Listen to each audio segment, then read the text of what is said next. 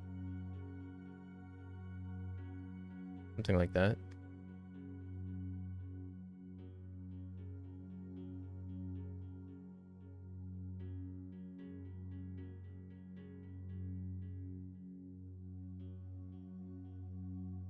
Okay. Let's do another. I need to shrink the thing because I'm not drawing that many things here.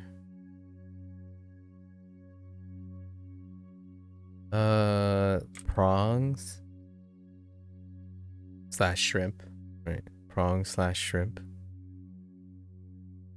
Have it like splayed.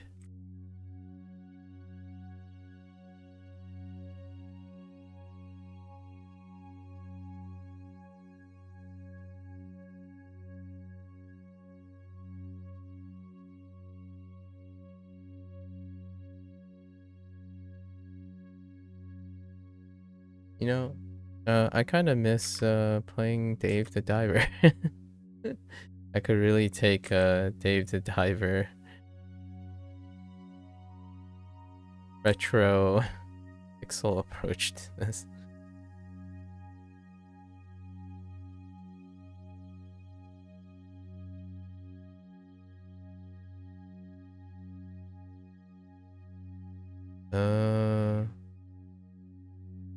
Nori.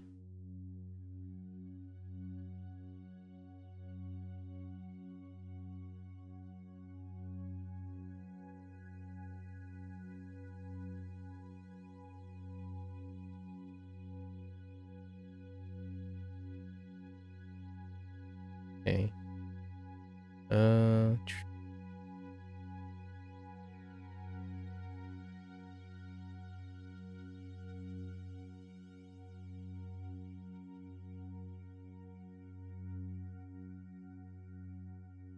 All right. That's good enough. And then we want a bowl. Let's resize the table.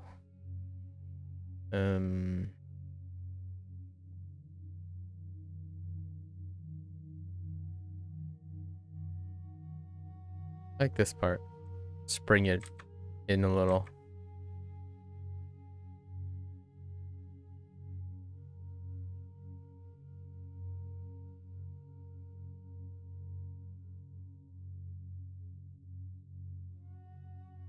How does 3D work? Like that?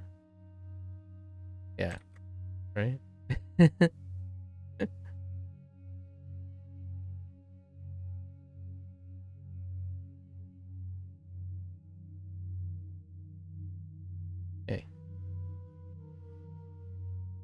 Alright. That's good enough. One is much, much larger than the other.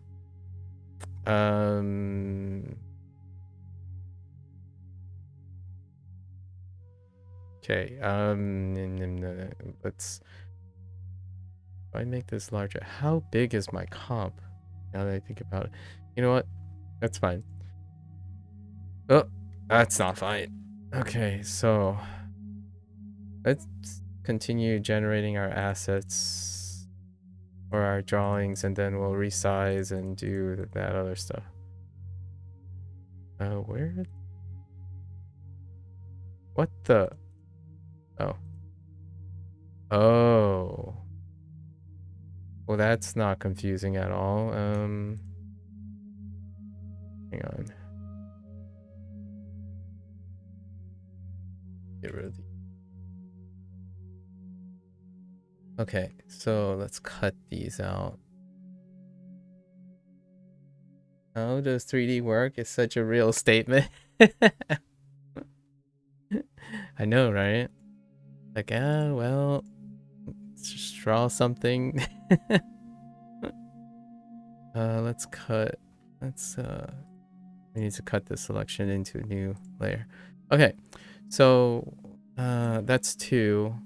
We'll make them into proportion at some point. All right. So what else can we draw like quickly to have fun with this? Oh, we have to draw these things. Takoyaki. All right. So let's do a takoyaki. I kind of like them in the containers. So I guess we're gonna draw them in like the street containers. Oh no, not the street containers, but like the paper things without the lids. So let's kind of looks like wait, let's draw the takoyaki first, which are basically balls. That's about it.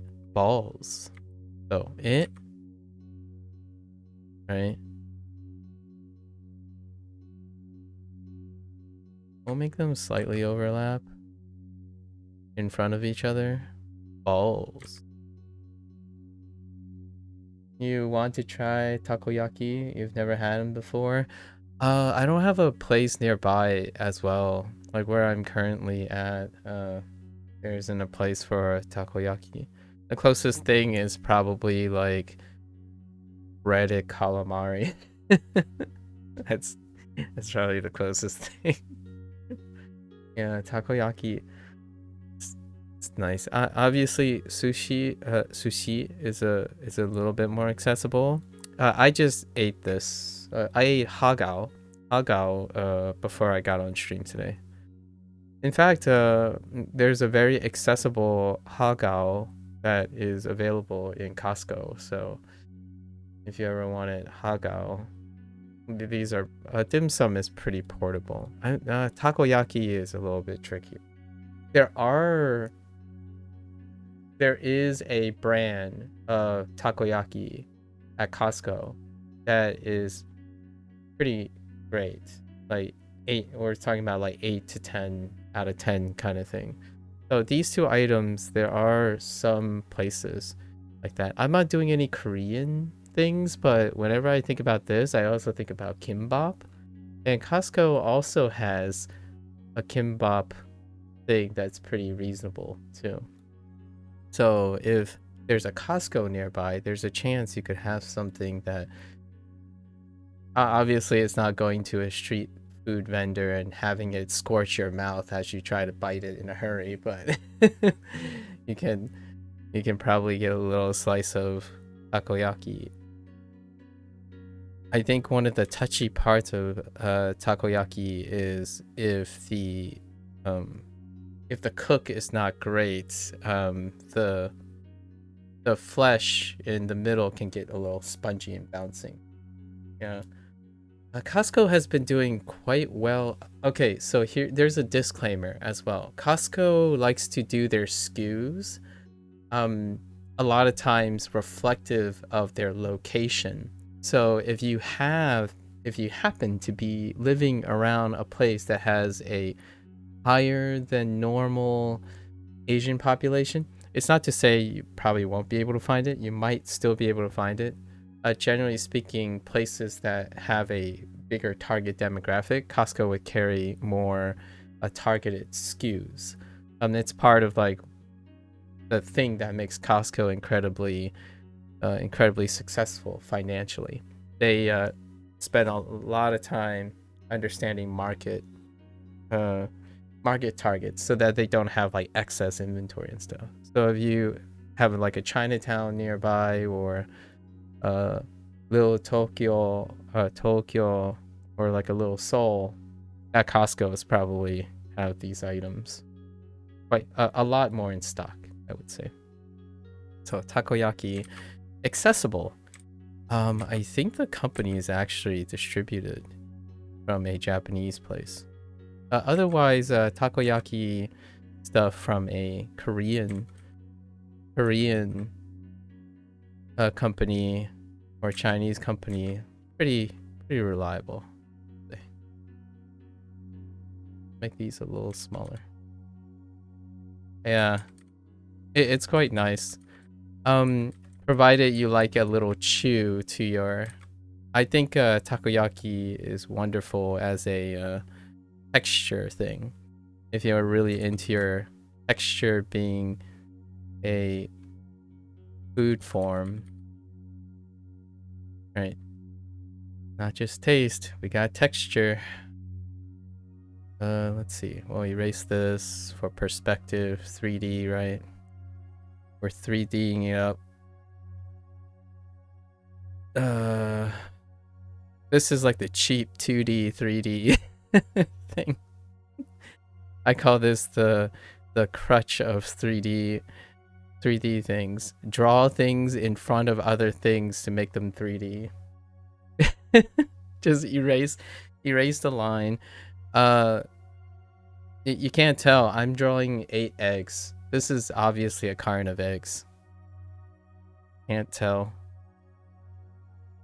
Good old carton of eggs. Look at these. Look at these adorable carton of eggs. All right, let's put them in the... How do you draw this?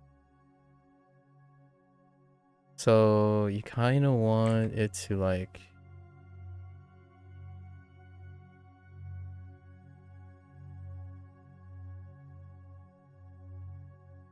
So it has to come out like this. Right? And... I don't know how this works. Oh no. Wait. Oh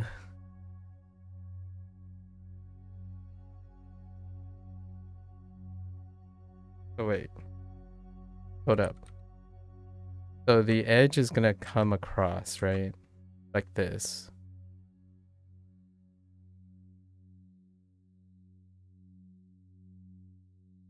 Right? And come across this.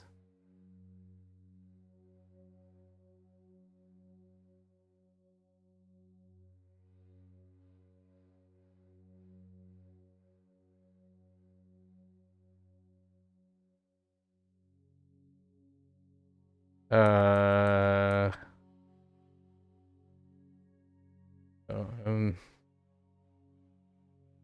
be like a little bit more curved.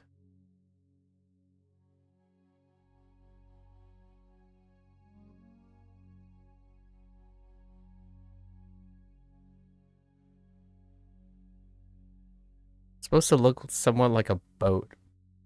So we're gonna go with this.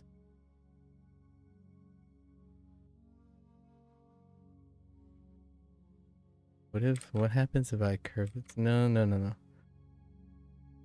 That makes sense. What happens if I...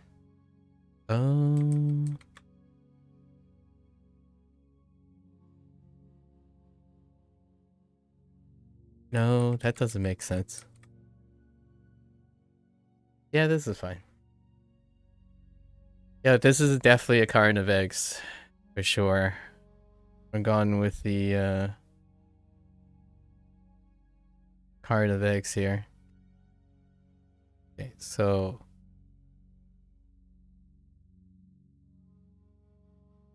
Okay. I didn't realize that it was supposed... No, I actually, to me, I feel like it's supposed to, but that might be just me using my imagination. Because if you think about it, this is takoyaki is often octopus, right? It's octopi, right? And lots of stands are this is seafood. Usually it's seafood. So when I think about this thing, I'm like, it would be very convenient that it's a boat.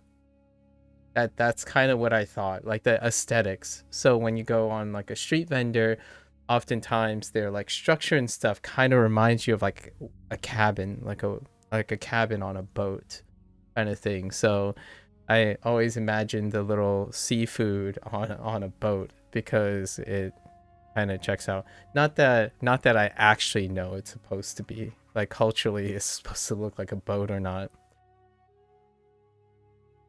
Yeah. Yeah.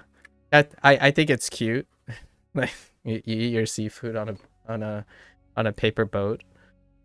Anyways, yeah. And then now let's just add the extra stuff so that it actually looks like takoyaki. So, right. We gotta give it some sauce. Look at that. That sauce. Takoyaki needs to have some sauce. Okay. So now we've drizzled delicious sauce. Sorry if anyone's hungry and haven't eaten yet. And then we have to add the bonito flakes. So bonito flakes kind of like curl up. So maybe we'll just draw random kind of like crescent things on top.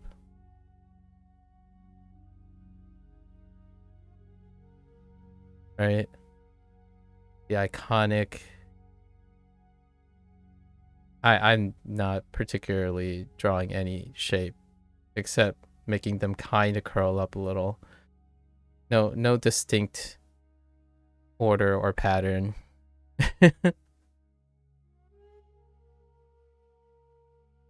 And this is going to be our primary sketch. We're going to have to resize and then redraw the lines super quickly.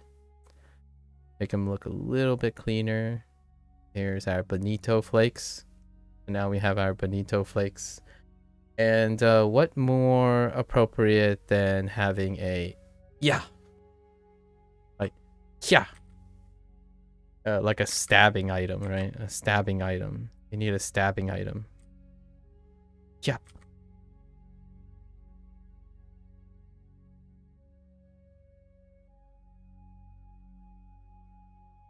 There we go. Now we have takoyaki. Okay. Eventually these are going to get colored, so... Alright. I am forgetting to separate my layers because I want to keep these separate. We're basically making a food journal right now, or attempting to. We're gonna draw a book at some point.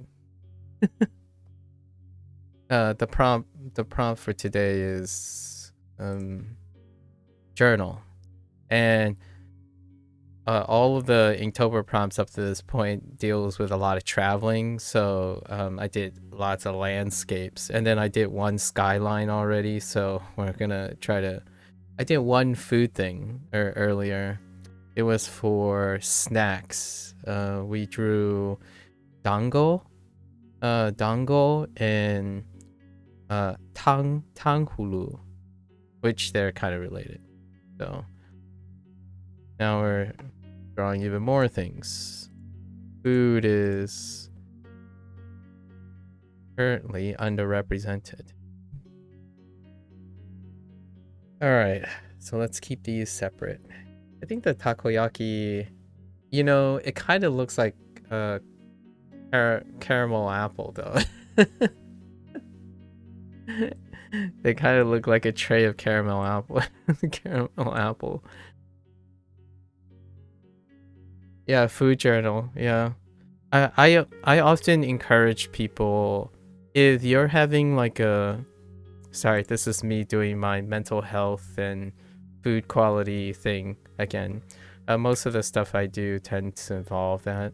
My first thought is, if you're a person that has not like perhaps a great relationship with the reward and the pleasures of eating, I often encourage people to write a food journal, because it is very difficult to keep capturing the being able to not express things while you're eating and whatnot. And there are things that you might forget, like, oh, this was really good, but you forget to revisit, that kind of thing. It's like a fitness journal as well for people who may not find fitness as enjoyable or like creating legacy and whatnot. So food journals are great.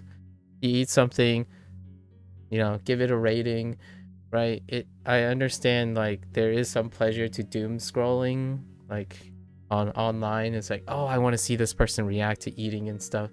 However, there is also benefits and legacy building for people, for you to do it. So oftentimes encouraging oneself to be like, well, I can go out and eat and then record a book. It's like, I went to this place. It ends up self-motivating yourself to explore, because that's one thing you can definitely do to make your life a little bit rewarding, especially with the free time you may or may not have. Me drawing is pretty much how that works. I only do this once a month, every October. Not every day, not every day. And recording myself doing it was largely for my own posterity.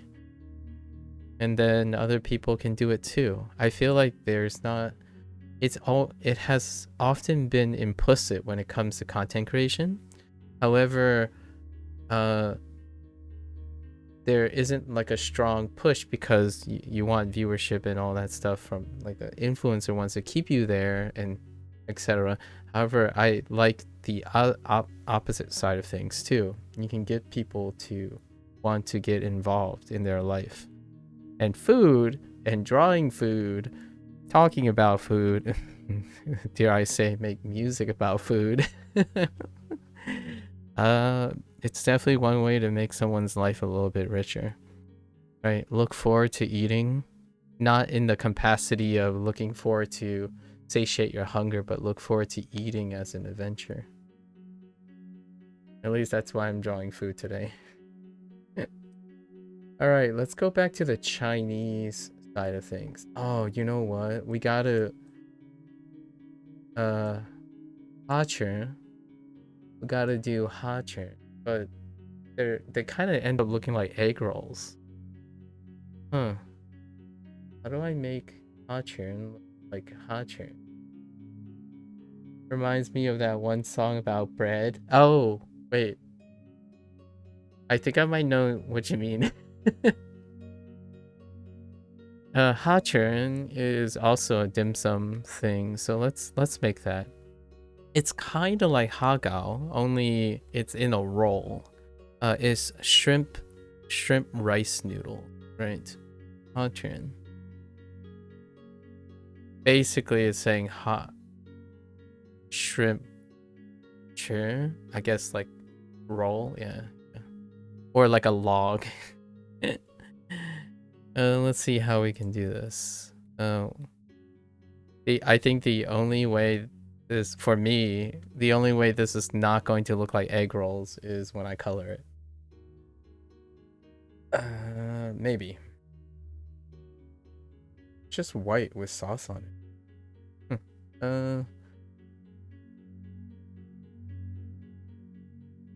I'm like, okay. So got one log, right? I just draw the log. It's open at the other end, right? Open at the other end. So then we gotta make it look a little 3D, so we're gonna diagonal it. Yeah, I haven't heard of this one before. You're learning new cuisine as you watch. Hachur, yeah, shrimp rice noodles. Let's say like I have a friend that's coming from out of state or something, and they're not, let's say they're not familiar with Chinese cuisine. And okay, I'm gonna put Chinese very loosely because this dim sum is very popularized in Hong Kong, and lots of the times it's Hong Kong style dim sum.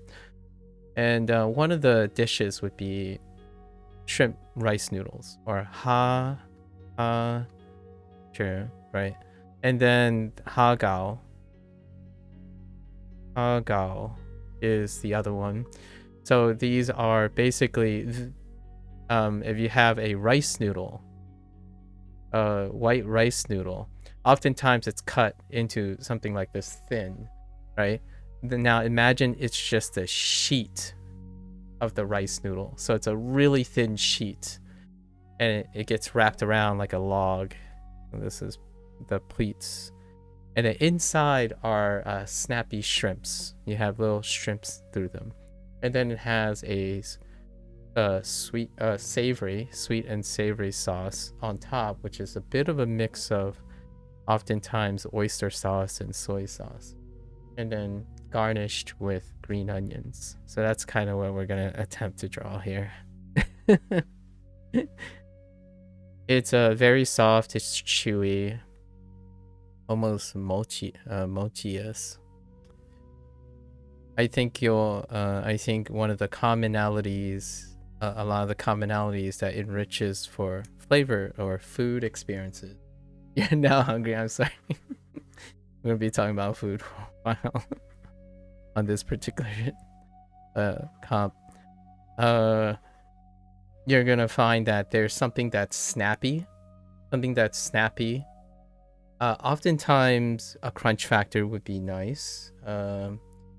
Usually like the spring onions can have a little snap to them, and then something chewy, and then maybe two or three experiences. So the shrimp will be slightly sweet, the rice paper is like muted, and then you have the soy sauce that can be a little tangy as well, and then the green onions is like floral, right? And it can even be a slightly bitter for some people.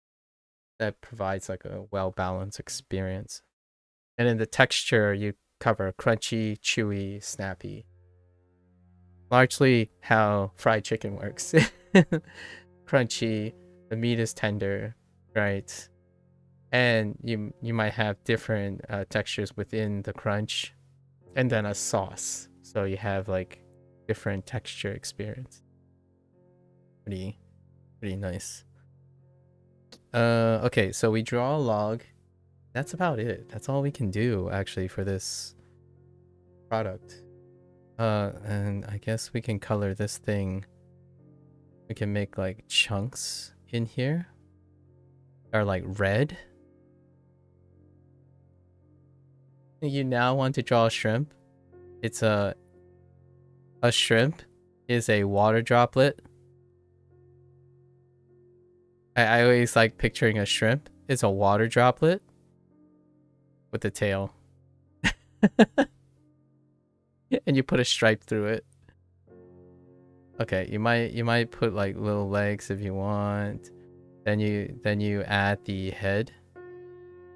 Right? Add a few whiskers. An eyeball.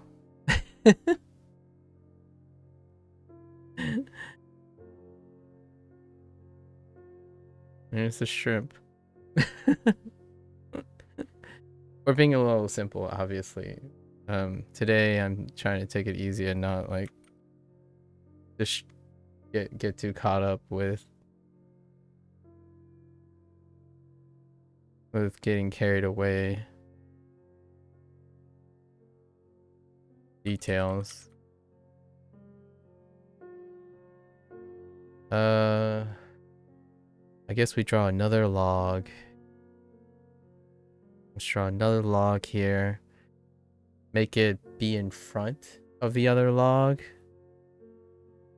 So that we got our 3D effect, right? Our cheap budget 3D effect. Maybe these will be red. Get our budget 3D effect on. We tried drawing the shrimp with you and it turned out to be just derpy. But derpy shrimp is fun. Do you like drawing at all, Haven? What is your experience with drawing? I think being able to provide charm and whatnot is the truest essence of drawing. So don't have to be like I think Derpy is very charming. So what was it? Someone I know, one of their first drawings was in like an axolotl, and I really liked how derpy it looks. It was like something like this, and then you you put those like whisker things, right? And a smile. And then you're imagining looking right at the axolotl, but maybe you can add like a body. Little teeny hands. You gotta draw the rest of the body, but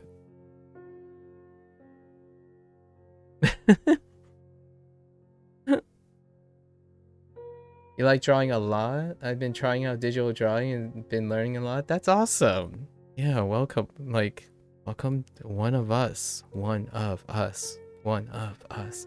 I like experimenting. I think experimenting goes a long way. I don't have an earlier picture, but let's say you want to see a derp. I have a derp. Wait, where's the derp? There's one that I really didn't know what to do. Oh, here's one. It's from 2003, right? I followed through on a concept and it was not great. So in 2003's Inktober, which was last year, right? The prompt was map. Right here. The prompt is map, right? So I was thinking, I don't want to draw a map. Like a map, like that's not fun. So I was thinking, oh yeah, you remember those topographical maps, right? Like at least that's what I was thinking to myself. I was talking to myself. I'm like, like the topical graphs, it shows you like, oh, here's a mountain. This is a mountain. So then all the different elevations go out. And I was thinking, what happens if I try to make it look like a red panda? Last year, my theme was almost everything has to involve a red panda, right? That's my mascot of choice. So I converted everything. So I try to make a landscape where none of the lines intersect because it's a topographical map. So you're supposed to, and it was very difficult. Like it was very, and then I try to like paint a color scheme to show that, oh hey, here it is, right? So that guy gets the Derp Award of 2023. Then we went on and did a bunch of other things. I think the derpiest thing, or kind of derpy, associated would be this one from last year. The prompt is called Scratchy. So I decided, all right, well, I do a lot of line art. We draw a lot of outlines of, things. Like what I'm doing now is we outline the actual image, right? Instead, for this one, I took a pen and I literally drew lines the entire time. Like that's what the scratchy means. Scratchy. So I did a scratchy prompt. All it was I don't know how many lines this was. I'm gonna say at least 1,000. Just sat there for, I don't know. I think I remember how long. I wrote how long this took me. I sat there for 3 hours. Yeah. I sat there for 3 hours drawing lines. And then the bottom part are just lines with So lots of ways to enjoy, lots of ways. All right, let's get back. Lots of ways to enjoy drawing. All right, so let's put a third stack on here. We need the 3D effect, right? We need the 3D effect. Wait. Yeah. Draw a few chunks in here.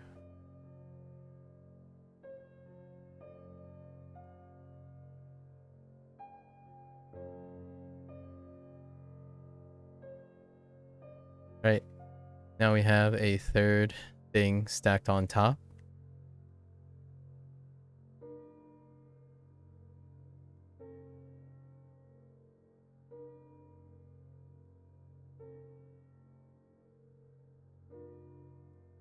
Okay.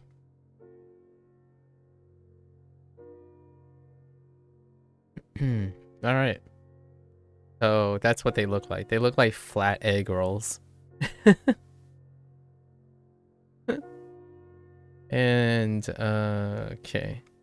Now we're gonna, of course, as per usual, when you have, okay, we need a little bit of a bend. So as per usual, when it comes to Asian cuisine, we gotta drizzle on the sauce, right? The sauce. And the sauce is gonna pull up a little bit down here, right? And then it's gonna come up here. And then we kind of want it to like drizzle down so it kind of captures the bowl, like a roundedness of the object, right? These guys are plump. And then we gotta make it like a wavy because there's like, these things are rolled into bundles, right? And then we gotta move it across here because they're drizzling down the other direction. Nice little below, right? Like this. Make it look like a river. Maybe add another one out here. Few rivers. Okay.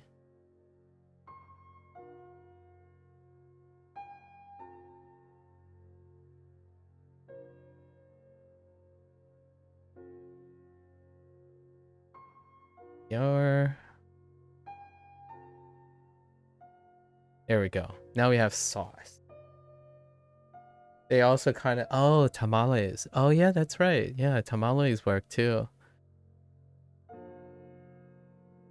Oh, now I'm hungry for it. I can already taste it. Okay, so now we got the drizzle. We got our drizzle game on. Let's erase some lines for the 3D effect, right? Oh no. I don't think we need to. No. We're good. We're good. This is fine. Maybe here. Wherever this line is. There we go. Maybe a few choice lines here and there. Okay. Nah, that's good. We gotta garnish our food with random cylinders everywhere.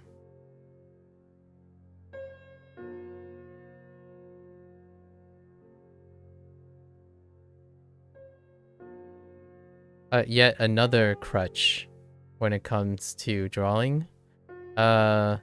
Haphazardly, not haphazardly. Right. So, haphazardly place little things everywhere,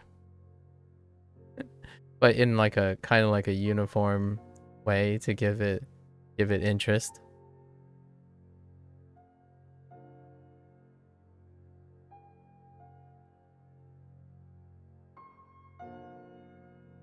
This is not professional advice.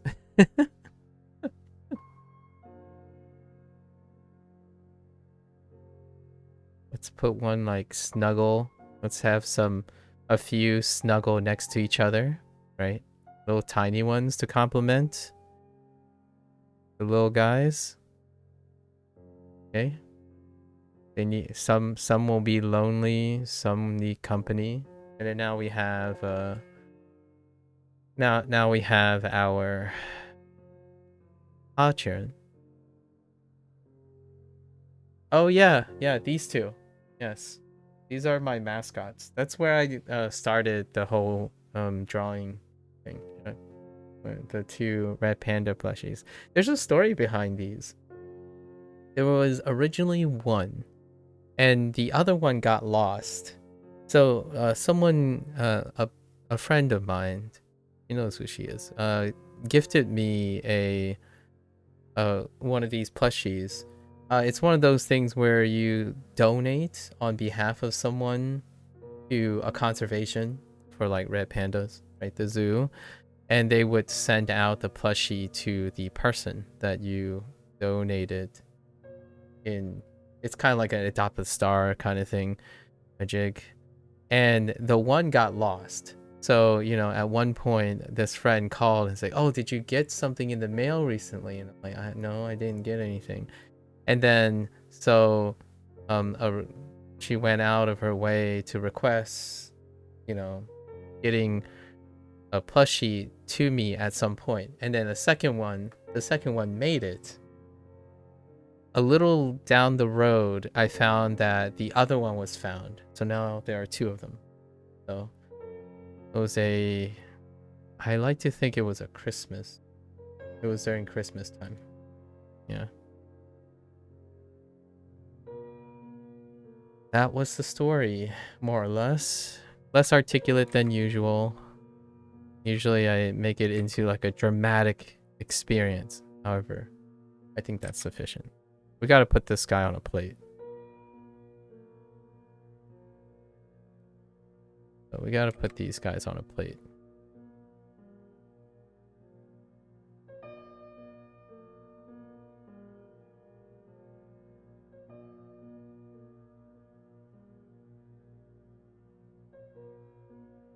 My plate is not very circular. Okay.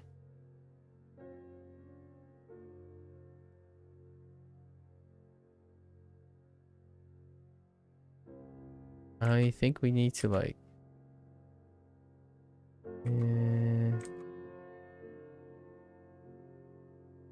gotta be larger, you know, on this side.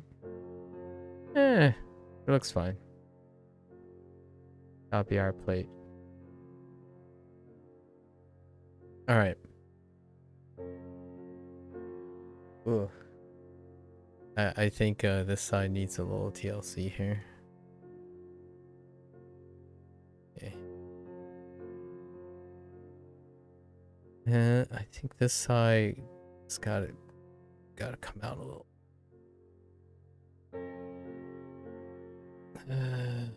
That's fine.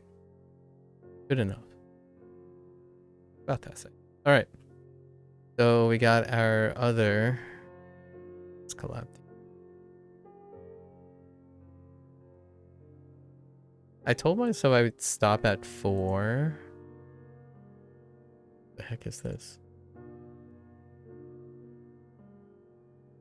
Oh. Okay. All right. So we got 4 dishes. 4 dishes. Let's do 2 more. Yeah, Christmas miracle. All right. So what else can we grab? All right. So now we go back and do another Chinese thing, or what I would associate with this, but it's both.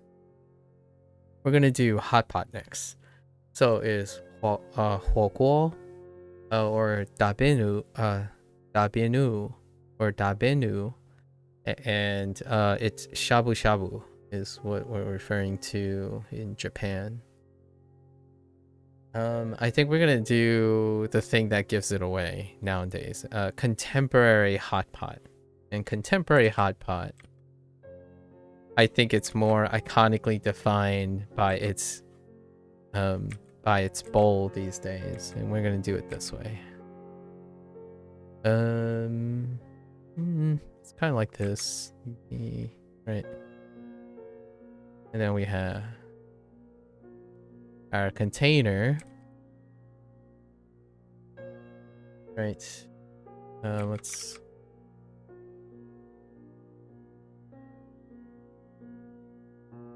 do handles. The back handle is smaller than the front because we wanted to make it look 3D. This is as deep as I get with 3D. You make the back handle smaller than the front handle, and you got 3D. Not to say that I made the back curve smaller than the front curve, but it's kind of there. All right, so we got our bowl, right? And one of the most characteristic of modern hot pots is this like really fun separator. Simplistic 3D basics, yeah. So the reason why I like this, actually, let's make it a little bit more curvy. The reason why I like this separator, and it should be curving slightly a little bit closer in the back, and then bigger in front, or like wider, yeah, like that. So I like this because it reminds me of the yin yang, right? Yin yang, or the yin yang, yin yang sign, the balance thing. And then usually it's like a lava red on one side, and it's quite clear. It's more like a milky, so a milky white, herbal side. So lava red and milky white. This is usually the Sichuan or Szechuan side with your peppercorns and your chilies, your dry chilies, and then the left side you have herbal stuff like your juju beads and dates and celery and whatnot. So I guess we gotta draw this. Honestly, if you drew some liquid in here, most I feel would associate this with hot pot already. You don't really need to draw too much more, but let's put in some stuff so that we can go back and make it look interesting. Definitely put in some chilies. We're gonna do like some floating chilies. Once they're colored, it'll be fine, I think. So we got some floating chilies. Probably we're gonna make like this kind of shape for celery. There's still celery on both sides. It's kind of like makes it a little refreshing.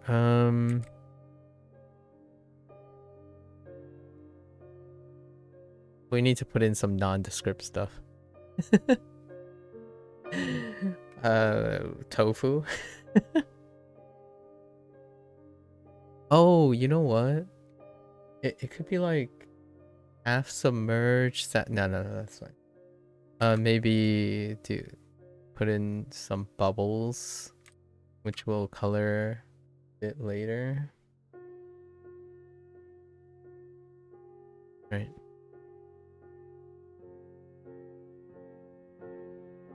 Yeah. Oops.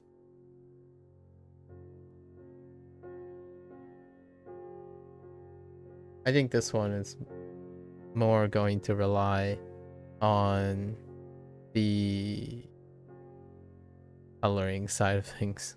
I don't think there's anything descript that you can place in something I different. Let's move it down a little.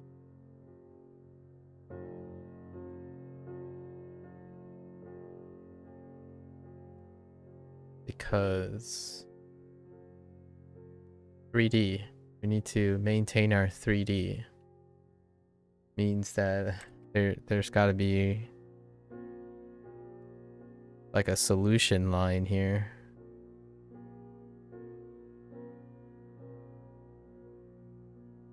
Go. Right, it's not filled to the brim per se. Okay. All right. The herbal one.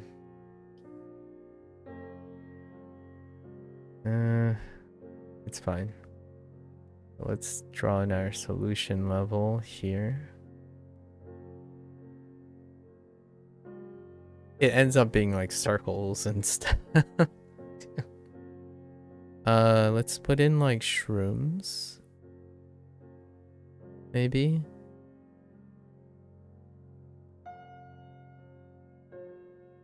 Like shrooms. Tomatoes. Kidding. Tomatoes.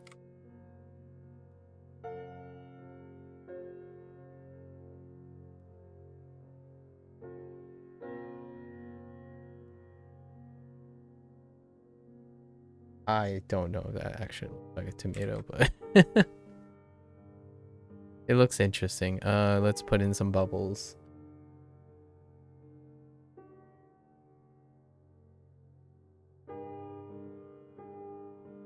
I'm kind of thinking about how I'm gonna color this later. So like slurry. Not really familiar with hot pots, so I didn't know there was an herbal side. Yeah, the herbal side is for to balance out the hot side. So when people like eat, it's nice to have like the two different palettes. Oftentimes, this is the new contemporary, in my opinion, the new contemporary type of a hot pot experience because people have different preferences, and it's nice to allow people to try the hot side, then the herbal side.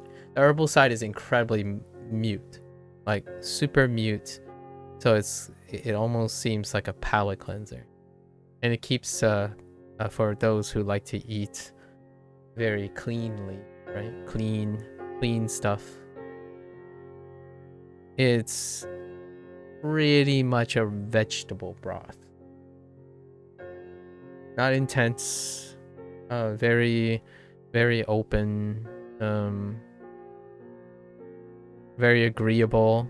It's very agreeable on the stomach too, so one has a really sensitive stomach. The herbal thing tends to be a common mix of vegetables and whatnot that you would build like a chicken noodle soup, for example, like a traditional chicken noodle soup off of. You got your good stuff, your nutrients, something not too heavy on the stomach. All right, so that's our version of hot pot. All right, we're done with hot pot. I think 6 would be great. So let's get in our 6th. Yeah, this is the pretty much, I would say, the standard. Yeah, 2 sides to choose from. So you eat a little bit from the right, then you palate cleanse with the left, and vice versa. And hot pot is great because hot pot, in terms of a nutritional side of things, is your classic meal. Like cold weather, like it's almost that time again. Hot pot is hot pot. You eat hot pot most of the time. Cold weather, you know, cut up the longest time that it takes for a hot pot is how many fresh ingredients you want to prep. So you dice up your mushrooms, you dice up your cuts of meat if you like meat, tofu and stuff, and the broth there's no difference. There's really no difference on how to get the broth, and usually how Chinese places, or like at least Chinese households and stuff, they either spend like 8 hours making the broth, adding gelatin, condensing it down so you have these cubes that you store away forever, like in your freezer, or they're actually stable in shelf. So you buy these little cubes. So you fill up your container, which you have a separator like this, fill up with water or chicken broth or something, and then you throw the cube in there, and that's it. And then the rest is you cutting up whatever fresh veggies, leftover veggies and stuff, and you throw it in. It's I would say akin to the Americanized, the westernized crock pot, like slow cooking and whatnot, or even like a more European thing of sous videing and whatnot. Only you're doing it that there and then, as opposed to like slow cooking it for 6 or 7 hours, right? It's kind of how I feel about the homely. It's not exciting, but it's more of a nostalgia hovering around a barbecue. I would say Western, like Americanized barbecue. You sit around, you chat, you flip burgers. That's kind of the deal. Only in terms of hot pot, it is relatively unadulterated. And spice doesn't raise your cholesterol. So here's always the benefit of that, right? If one is watching their cholesterol. Let's see. What else? We gotta take one more from the Japanese side of things. Let's do. We gotta do ramen, right? I guess a ramen. Very, very typical ramen. Ramen is both Chinese and Japanese. Ooh, we could do curry. Nah, ramen. Ramen is gonna. Ramen. Or la mian. La mian. Okay. We're not gonna pull any punches. I've seen so many incredibly unnecessarily ornate drawings of ramen and stylization of ramen. We're gonna stick to the basic essentials here. So it's gonna have a bowl, obviously. So we got our bowl. Let's put like a little extra. All right, so we got our bowl. The reason why I'm making the bowl so high is because I don't want to draw a lot of things on ramen. Okay. Okay. We're choosing this angle as a crutch. When all else fails, right? When you're drawing, if you don't want to draw something, obscure it. All right, so we're gonna do a lot of lines that will pass off as noodles. Okay, so that's noodles. It might look like porridge right now, but that's fine, right? What we can do is we can classically put in some iconic pieces that is very ramen. And one of them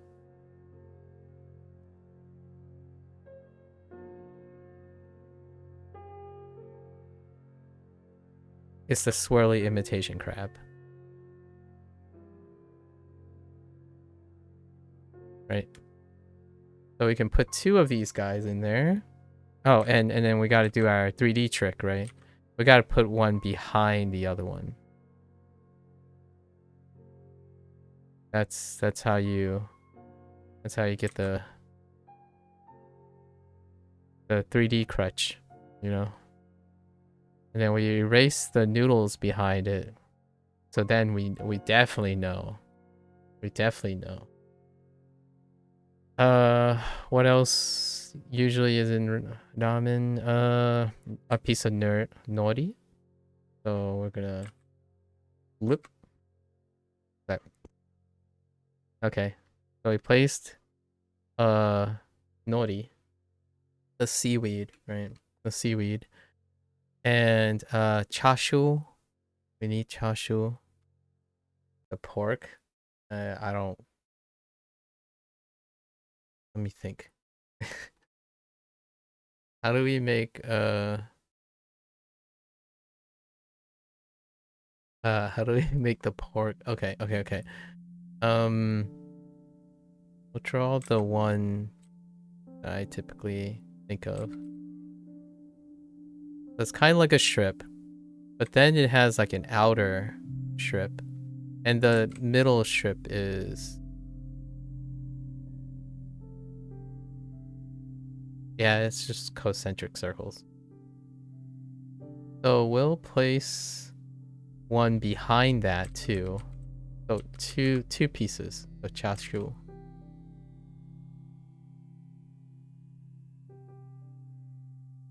And it's gonna be brown, so that's good enough for me. Let's erase the nudes. Not those type of nudes, these type of nudes. Let's erase those nudes. Right? And then it kind of just look like chicken tenders at this point. And what else? We have tamago. We need tamago. Eggs. Need to go grab some eggs. Soft boiled. However, we're not gonna draw a soft boiled runny egg because, well, hold up.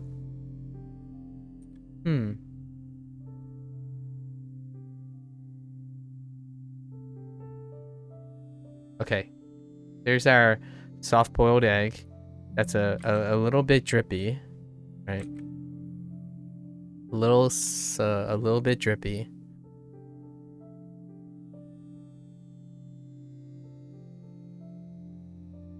All right.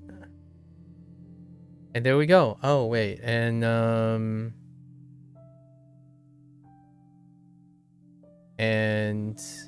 chopsticks. Hashi, Kwaizu. Gotta put in some Kwaizu. And we're making the chopsticks bigger, closer to us, right? And smaller. Smaller, far from us, to give us some fake perspective.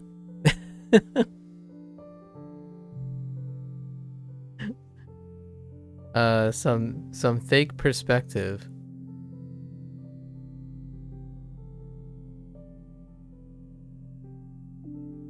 For 3D.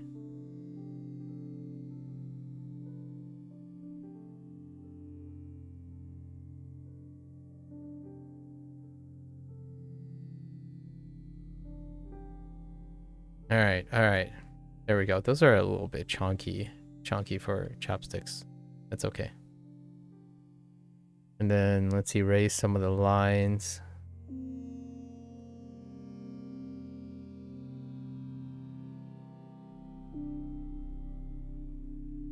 Oh, I think I might have erased the...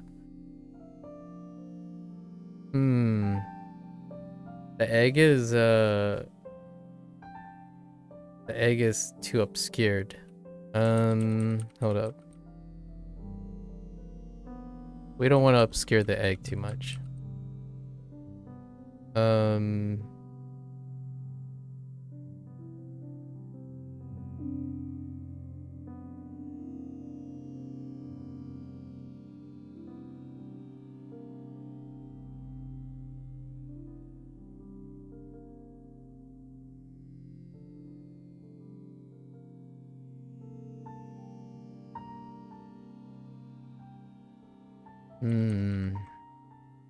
All right, we hold up. I didn't leave enough room.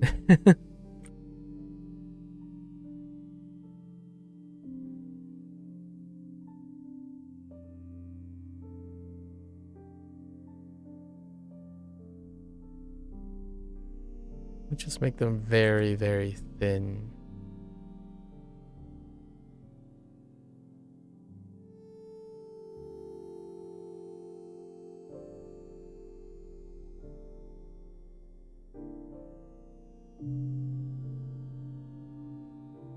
Yeah.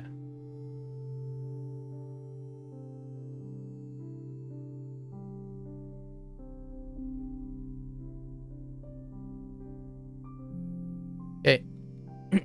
All right. There we go. Basics. You have your crab meat or your choice of proteins, right? You have your tamago. You have your nori.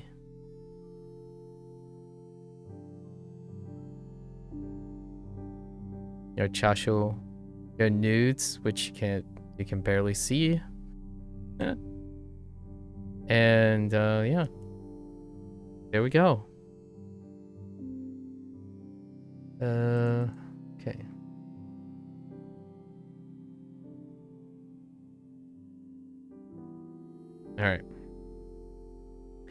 All right, now we gotta draw our most important part, right?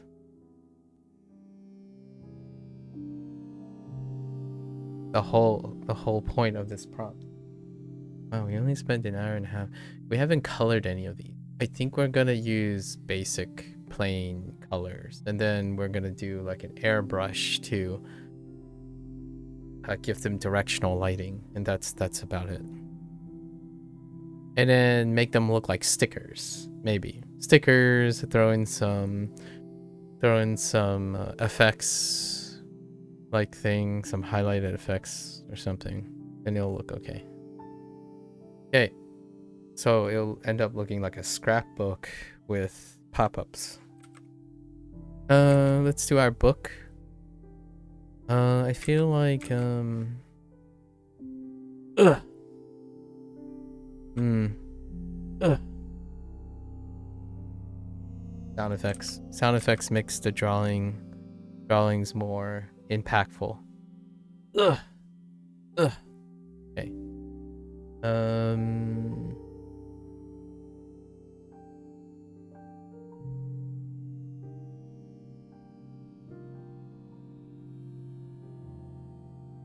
About the same. It's close. Ugh.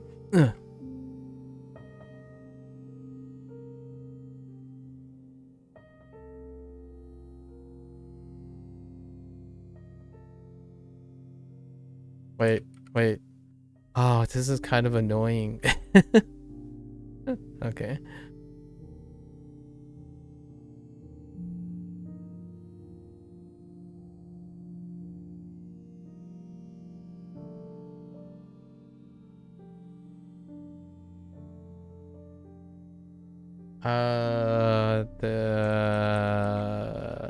Wait.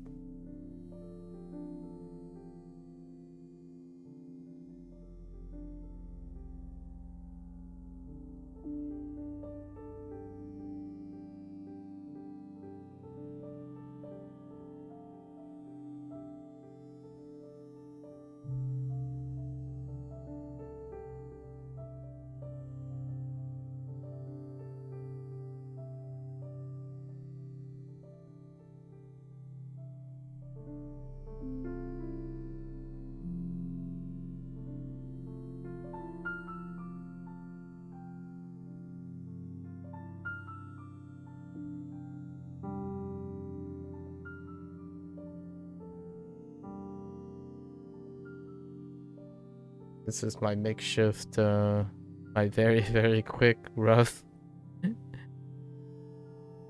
makeshift book.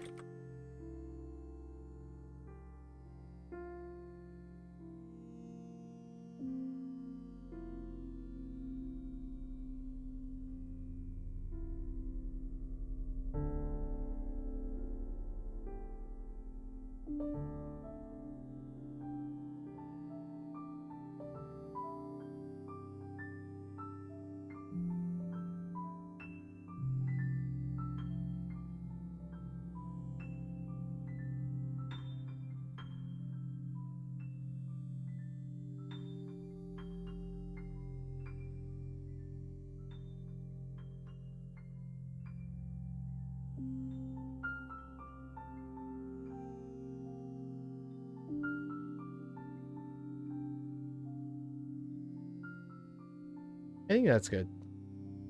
We can get away with this.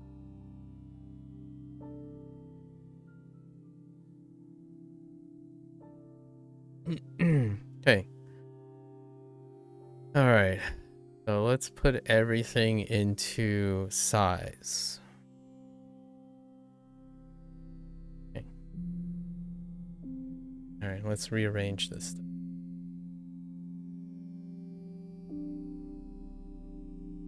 We'll end up redrawing this. I kind of want to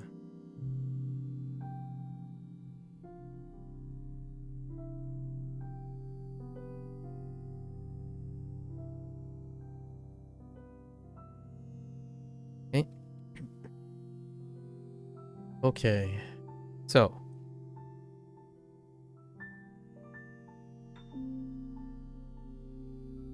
Now.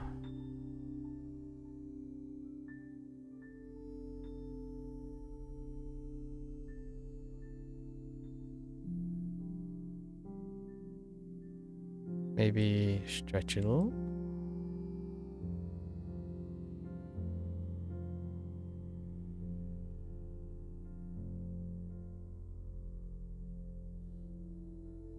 All right.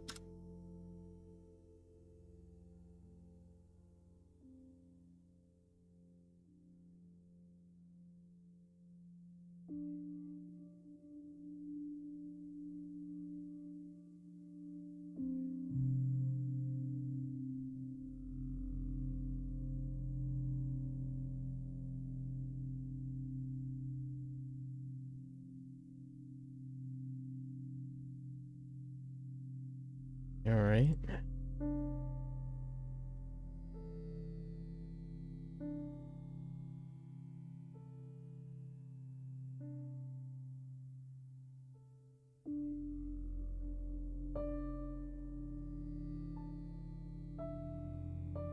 I'm roughly adjusting for the size things.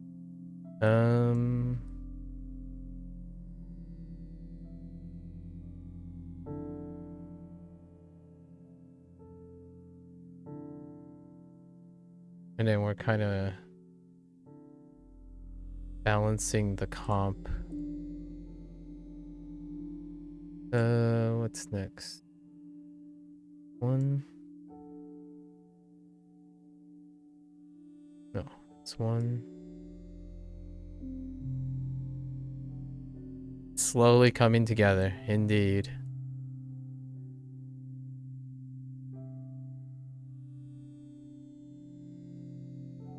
Okay.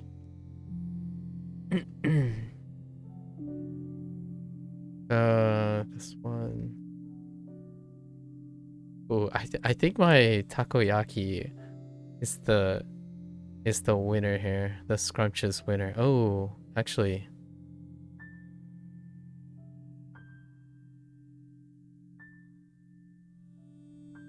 Hmm.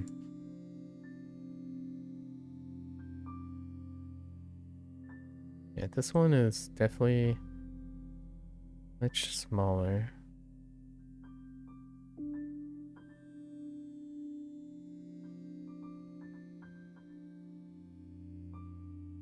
About that size. Oh. Hmm.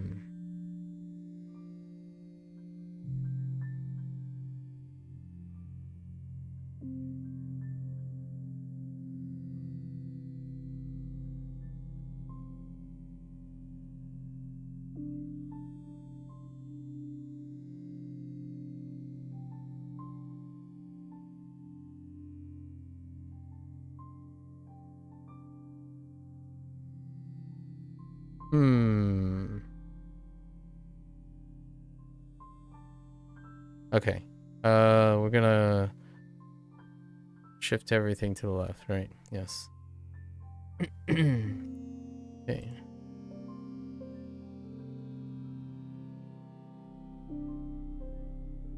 Gonna slant it to the right.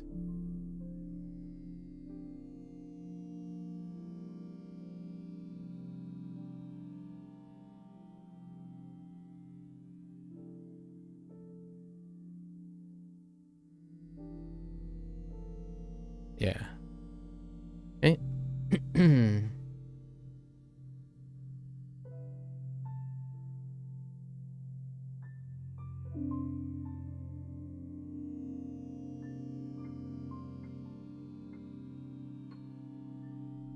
Okay.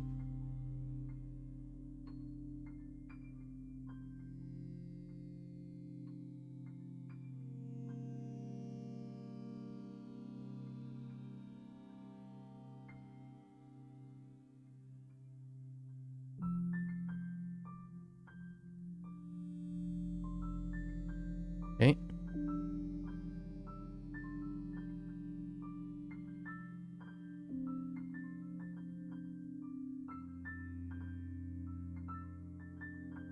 Let's group this.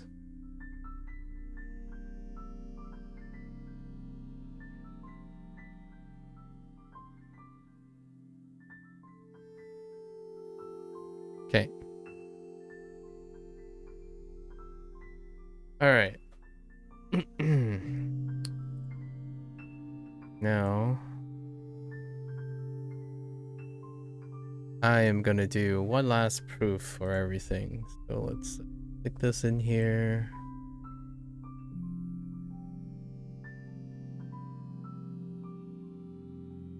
All right, here's where we go and try to be a little bit more deliberate.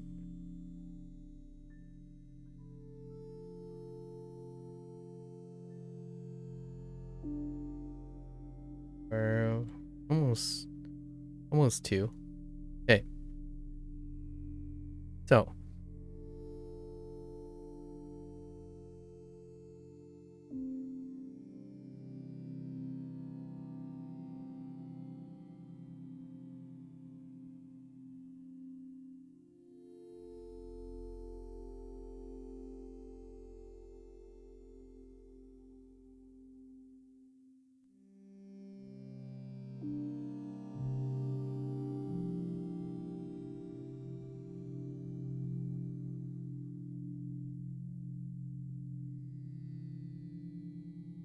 this is where the fun happens, where I get a chance to add whatever little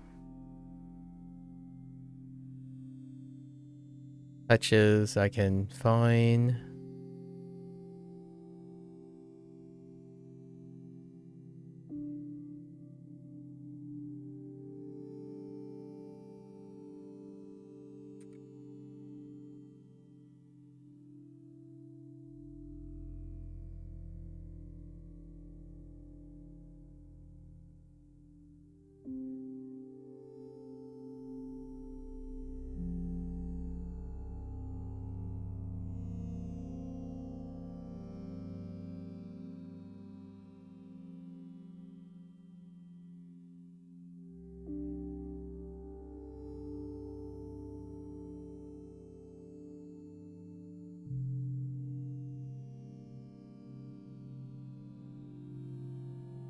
Very, very meditative.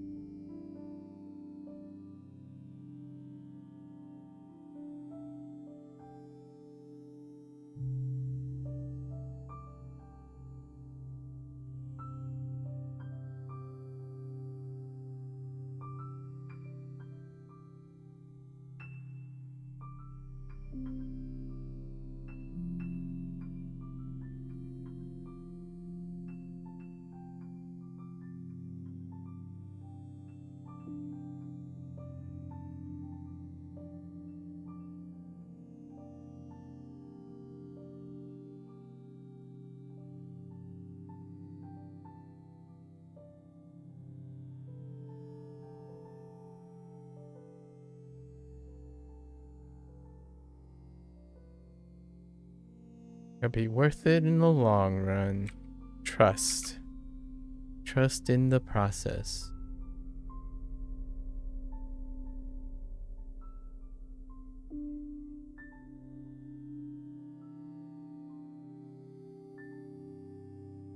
Wait. Oh.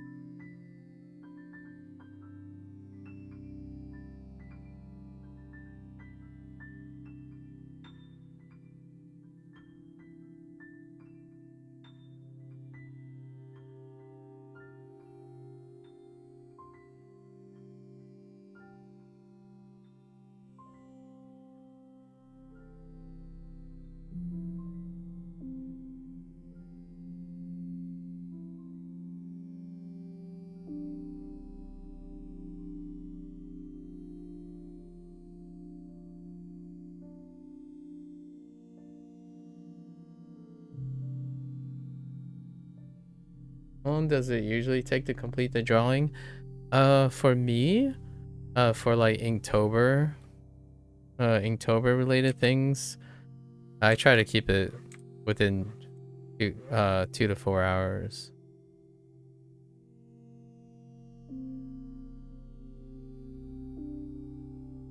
I do language learning afterwards, so I need to save enough time to language learn.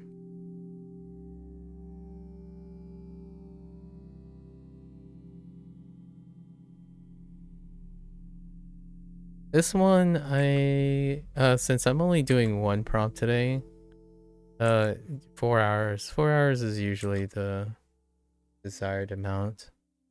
And I normalize everything to 4 hours total in terms of drawing for these days.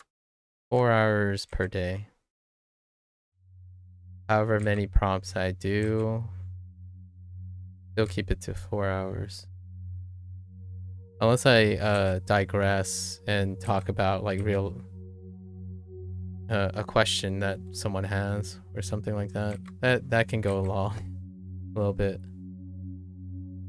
When we just having too much fun talking about something like food in general.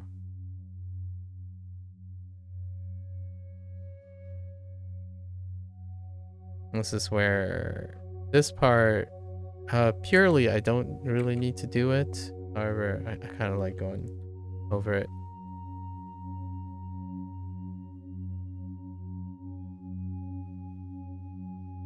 Definitely totally worth in the long run.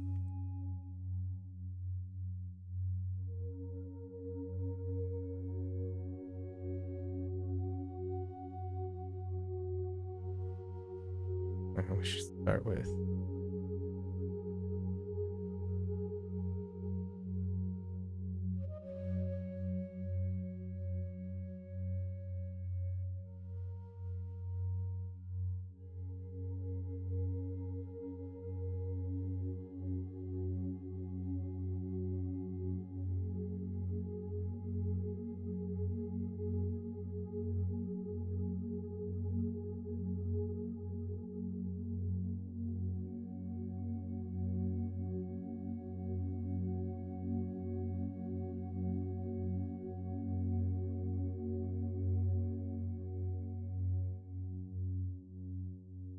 Basically, filling out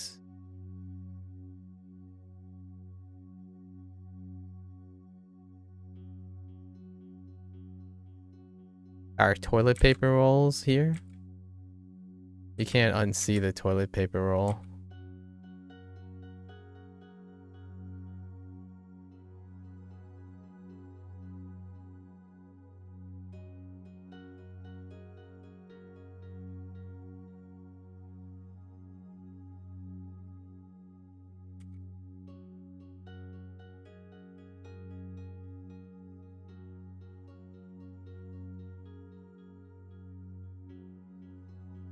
The toilet paper.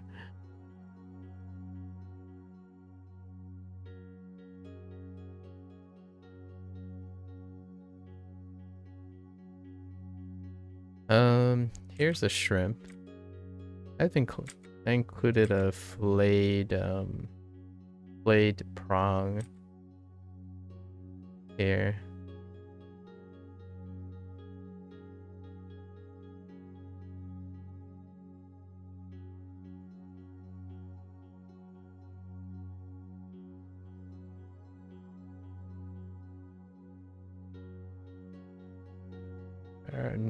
Nori.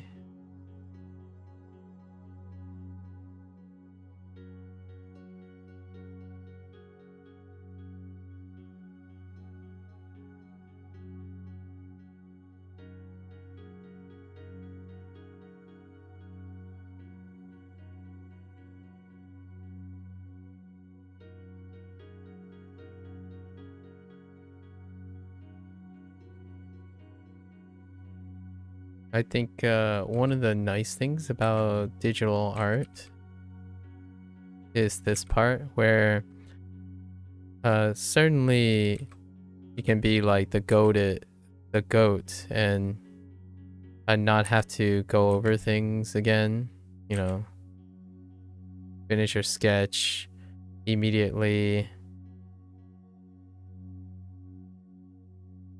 and go to coloring and stuff. But I enjoy this part quite a lot, where you enter a flow state and you're going over the things and you're filling out additional things that you want to do. And that's kind of what I'm doing here. Where the second time I go around, it's not quite the same. I'm filling out the textures that I want to add to things.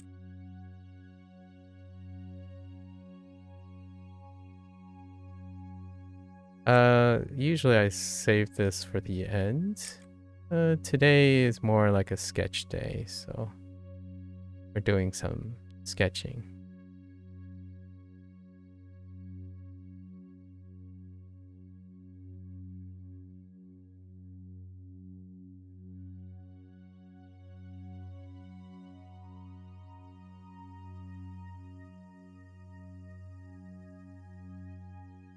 It's more like the grains of the fish.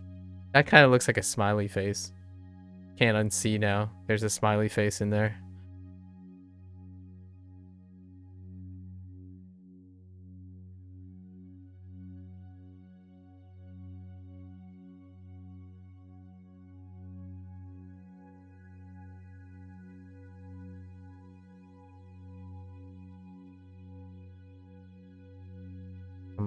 Tamago sushi. Yeah, smiling sushi. That's a thing. People that's also a thing that people draw. They draw in, especially in Japanese advertisements, they convert all like food and plates and whatnot with like into smileys, which is interesting too. Interesting to note. Actually, I mean, it's not quite only a Japanese, you know, I'm not saying it's only a Japanese thing, but there's a whole like art platform for converting like people. Like, what if your favorite person, what if your favorite character was a mug? And they convert they convert all the things into a mug.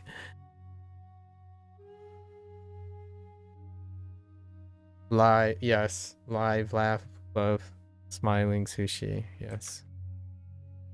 Let's see. Let's make this flatter, right? We don't have to make the plate that big. Okay. There we go.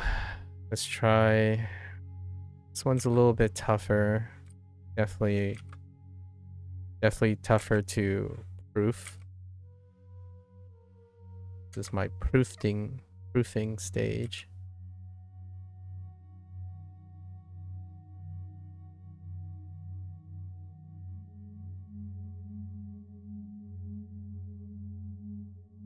Oh.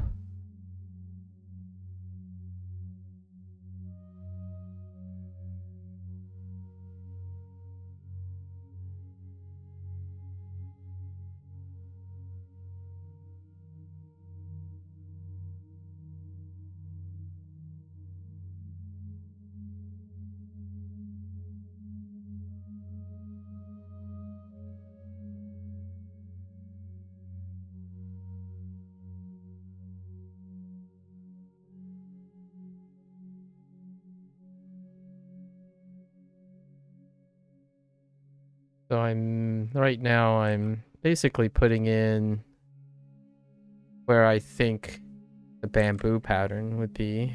A lot of times these things have bamboo patterns.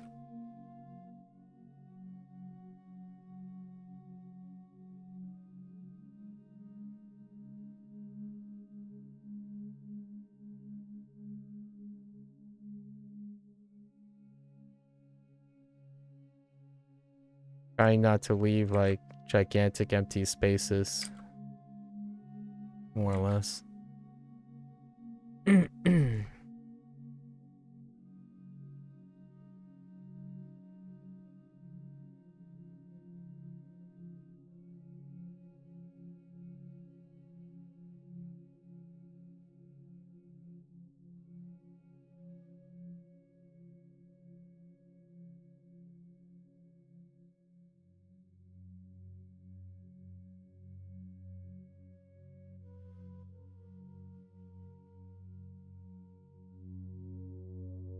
Hello there, Kumar. How was your friend's birthday?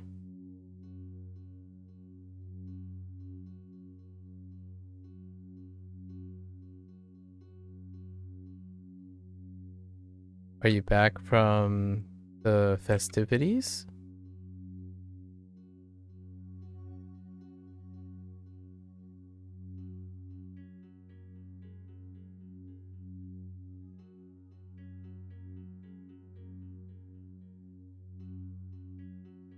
It was good? Is there anything that you did that stuck out? What do you guys usually do? Because I know you're clearly we're clearly from two different cultures. So what do you do on birthdays for over there?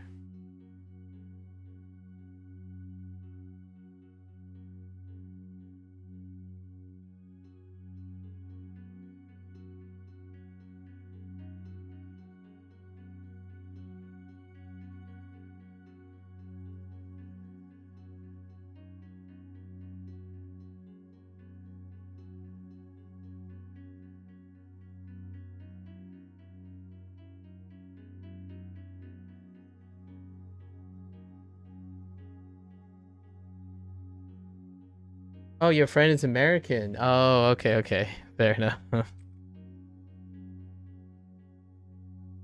What a coincidence. So what does your American friend do? Chill, barbecue. What do we got here? What are we talking about?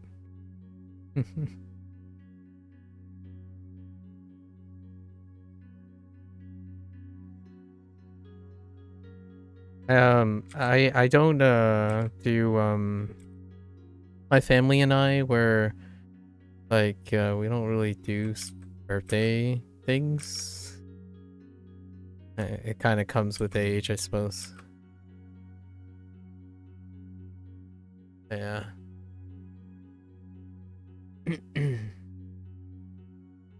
Okay. So let's please.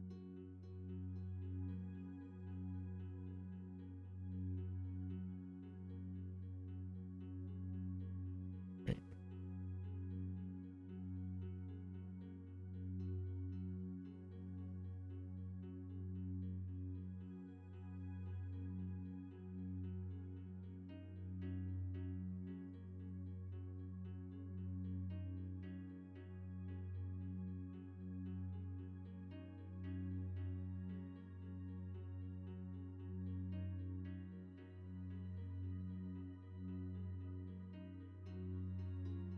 He's chill. Fair enough, fair enough.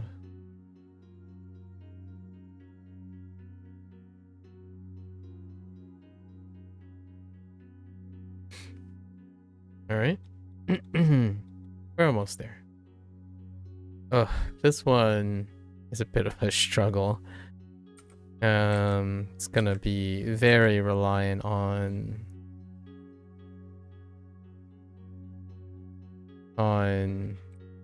color.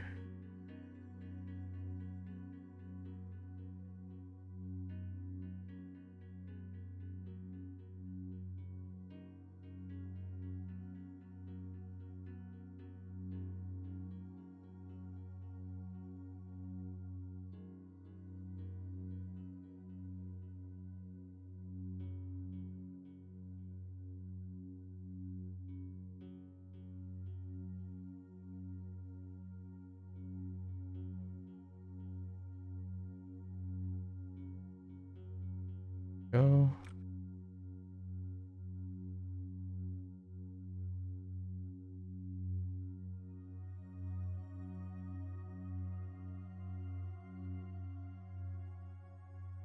You have a guitar practice. Ooh, how long have you been playing? How long have you been practicing guitar?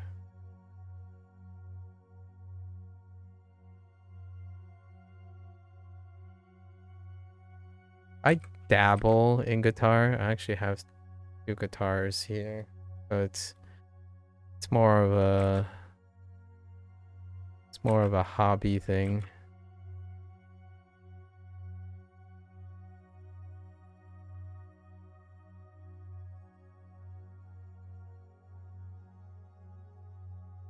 Much like this drawing thing.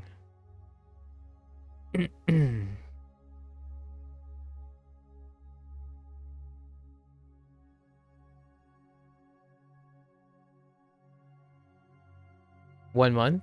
Ah, new guitarist, huh? Very nice, very nice.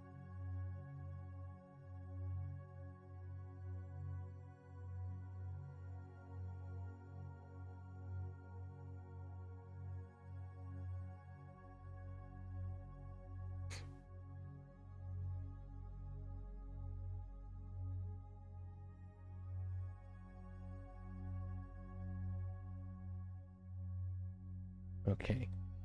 So, I have an idea. Let's do something like this. Okay. These are gonna end up being like half submerged.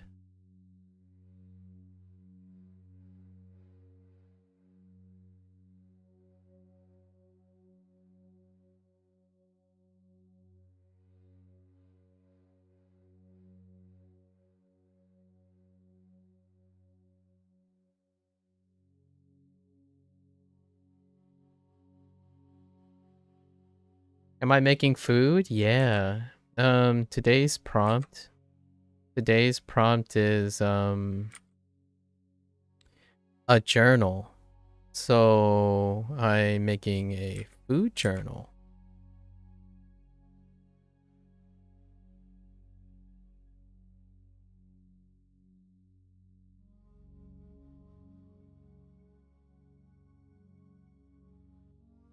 Or I'm depicting a food journal anyway. And the theme that I usually have for these things are that I must incorporate something that is Chinese and Japanese. So we have an eclectic mix of stuff that is rather not that it's exclusive, but iconic, as commonly associated.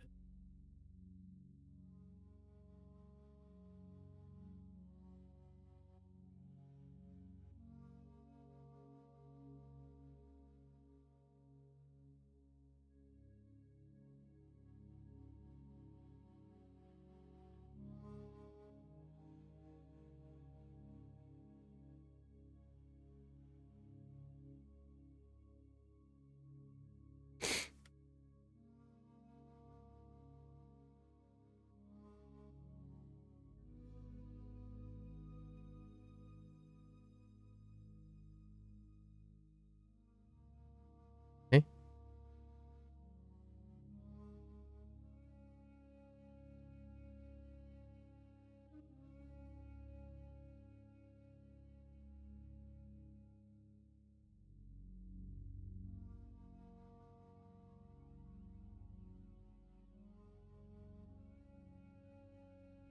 Okay.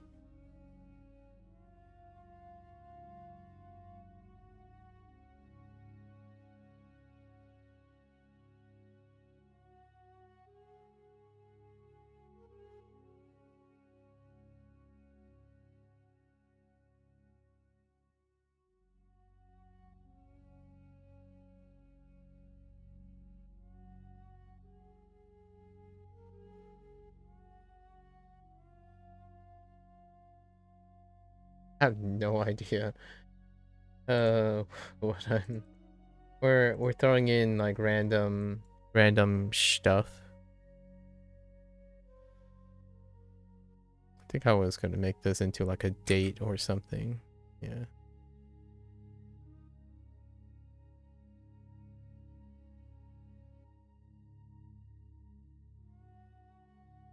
Okay. All right.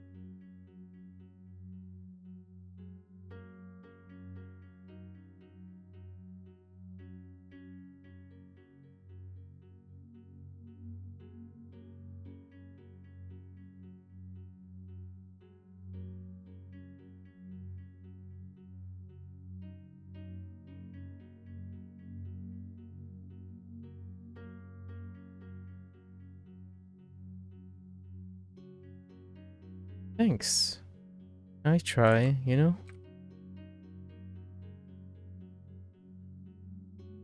It's all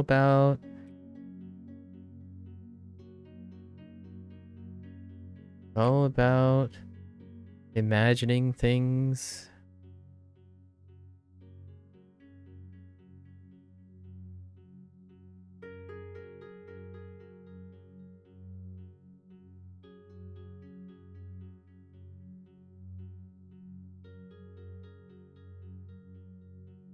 And doing your best with it, you know?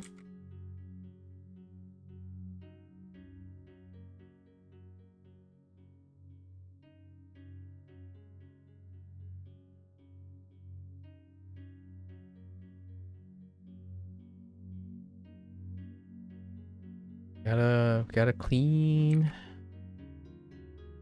Always nice to clean up your line art.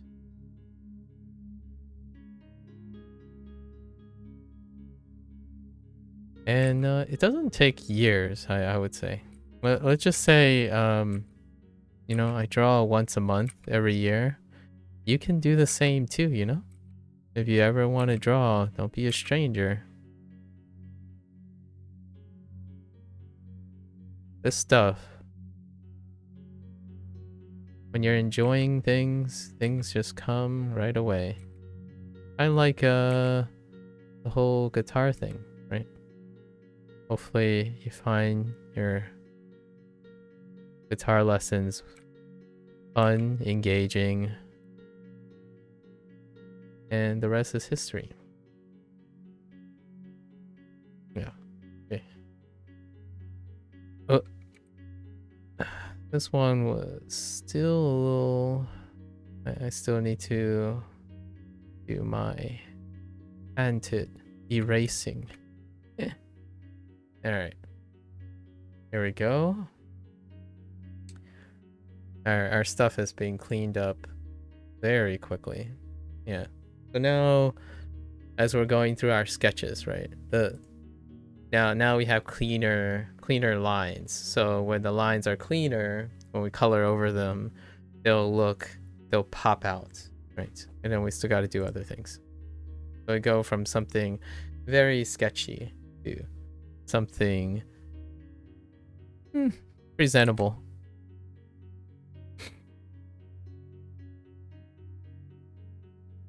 And what I'm also doing is I'm adding like lines and whatnot here and there so that things don't particularly look boring. Texture lines go a long way. And usually how I draw my lines is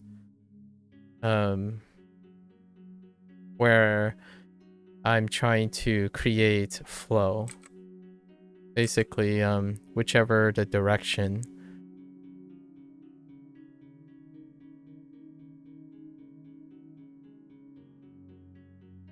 the material is, I want to kind of like capture the material's direction so that it looks nicer. Yeah, drawing texture is definitely where you can get lost. You can get lost in drawing texture for days.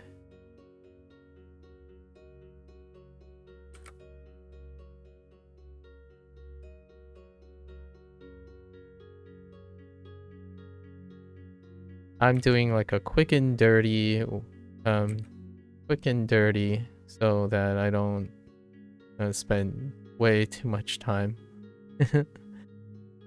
Gotta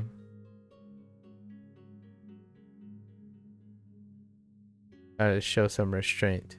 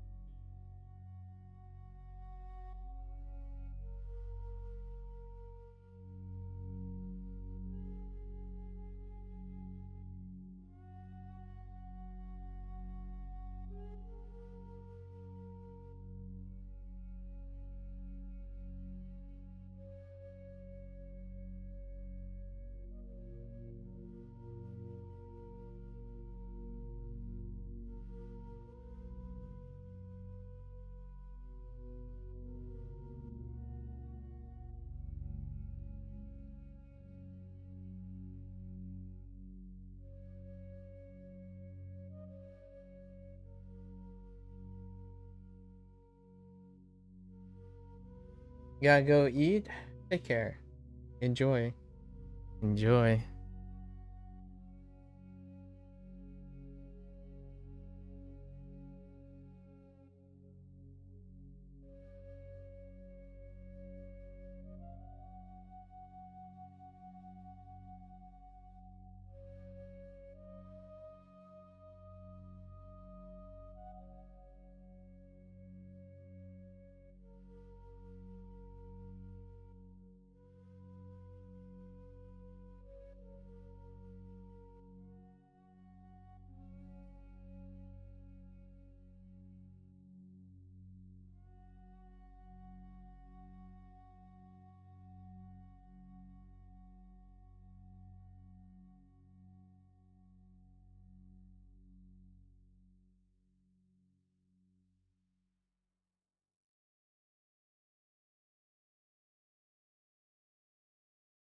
Hey. All right. This book is a nightmare though.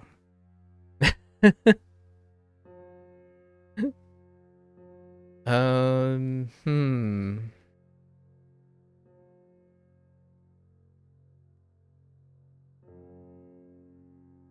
Shh, no one will ever know.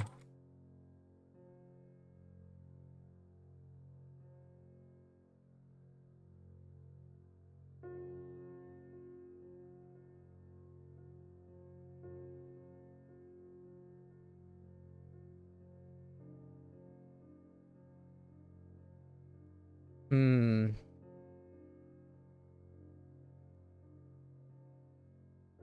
I think we are going to do.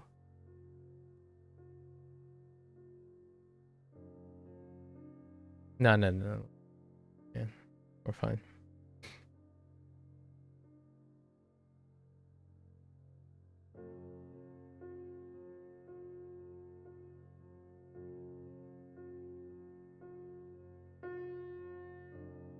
Oh, you know what? I think we're gonna do it this way.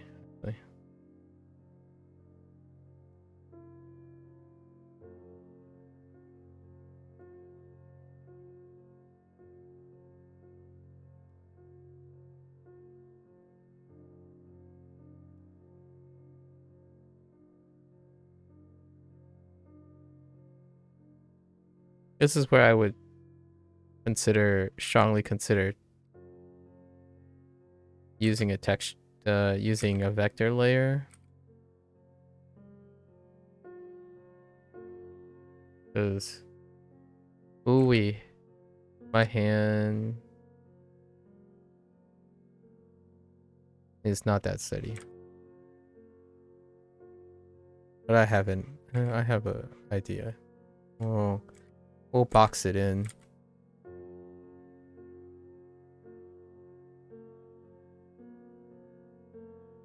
like this, and then do this instead.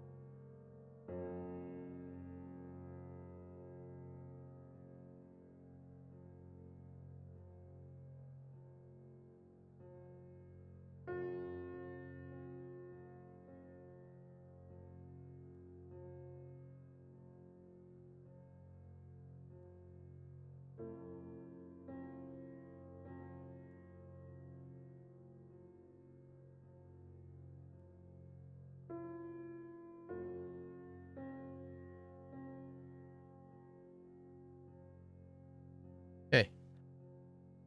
Okay.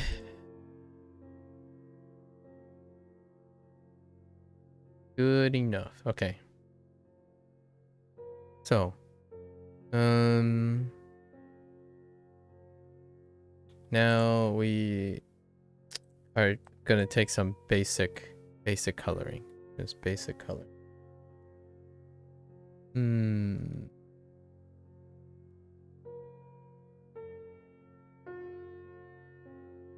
No need for any other, we don't need shadows or anything. I think we're good.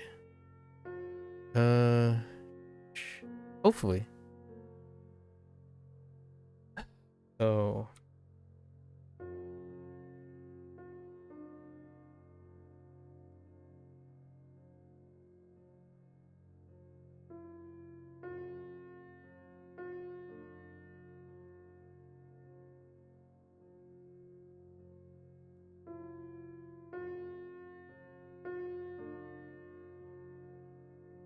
Definitely relying on our line. How strong our line art is for this one.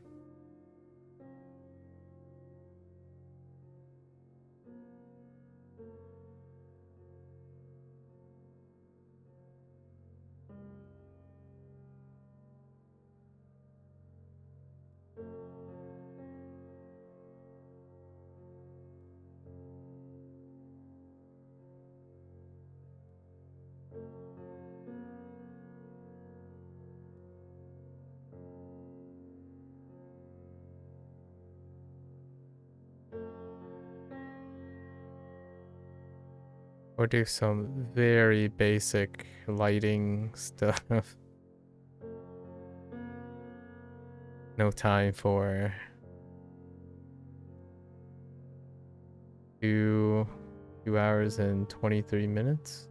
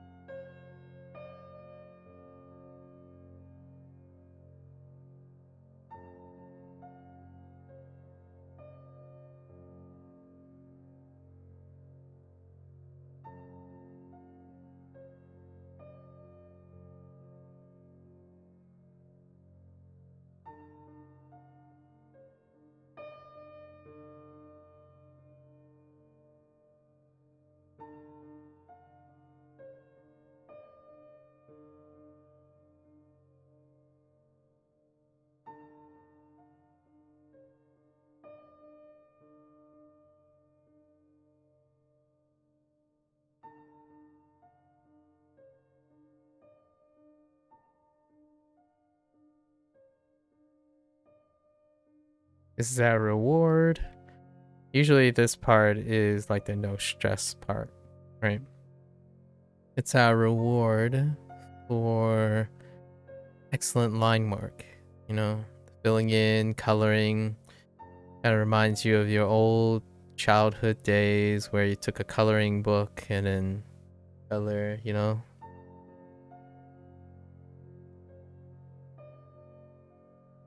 Yes, the coloring begins.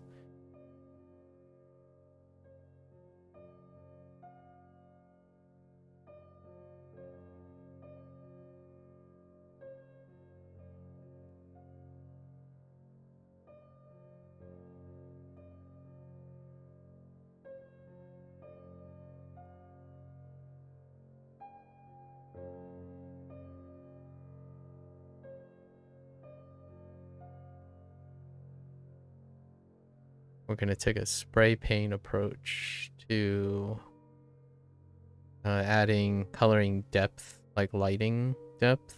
So right now we're going to go through all of them and see what they look like when we only color the base color. See how far our line work goes on that.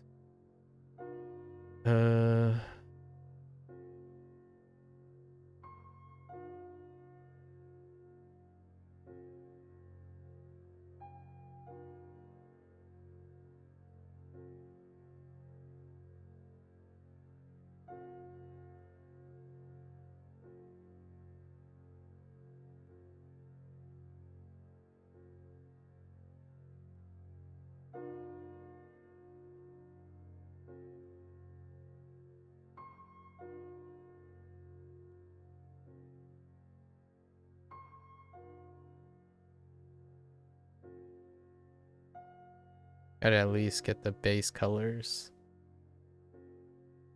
completed.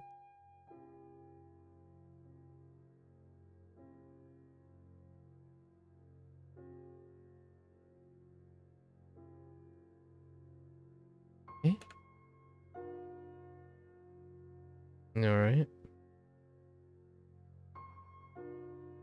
Next one. You know, lots of the food I drawn are white. We do have to add a little hue here and there because they're white, but they're kind of translucent. So, it's rice paper. They're white, but also to some extent thin to the point where they're translucent. So there's some things peeping out. Like these are kind of brownish and reddish as well because there's shrimp in them. You know, I realized that half the foods involve shrimp. That I've drawn, like hot pot, you gotta throw in some shrimp. Hagao is shrimp. Hachiran is shrimp. Sushi, there's shrimp. Ramen, all right, maybe ramen, not so much. Oh wait, I said more than half of them, right? Takoyaki, I guess that's seafood. I'm pretty sure there's probably shrimp. Takoyaki, maybe. It's almost all shrimp. Yeah, I've come to realize,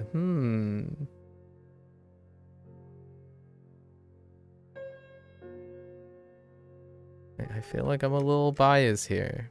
Just a little bit biased.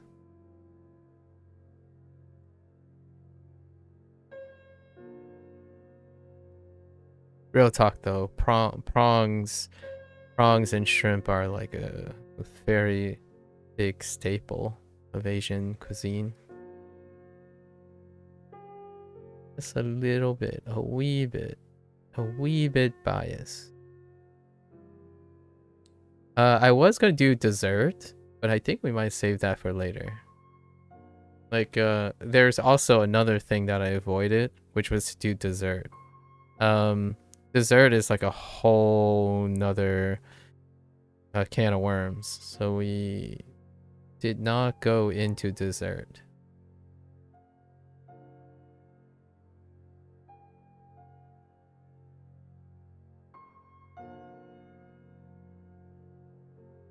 I'm kind of sort of anticipating that I'm gonna have to do a prompt where we break out the cakes and cookies and pastries.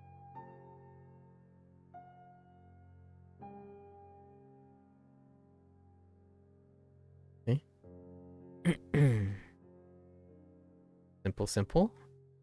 Keep it simple.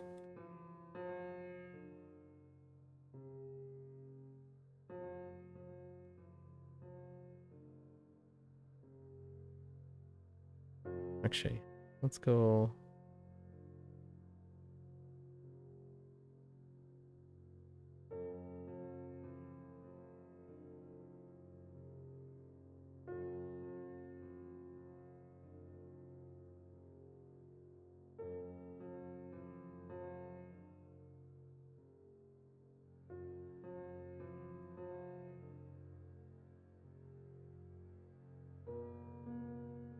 Yeah, we're just blocking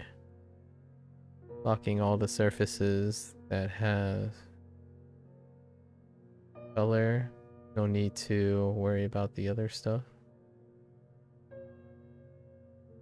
Biggest objects first.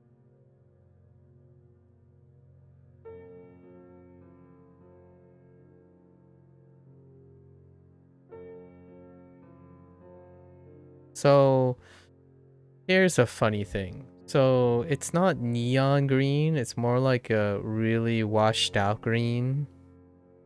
That is the thing here. So we're not gonna stick with a neon green, more like a really washed out green. I think that's good enough. You know what this is.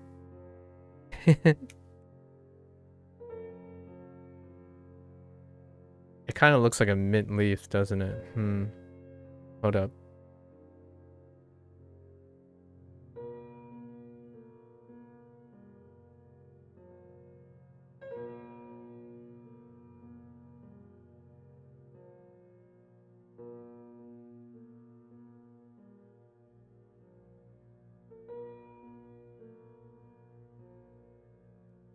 make it so it doesn't look like a, a flat leaf.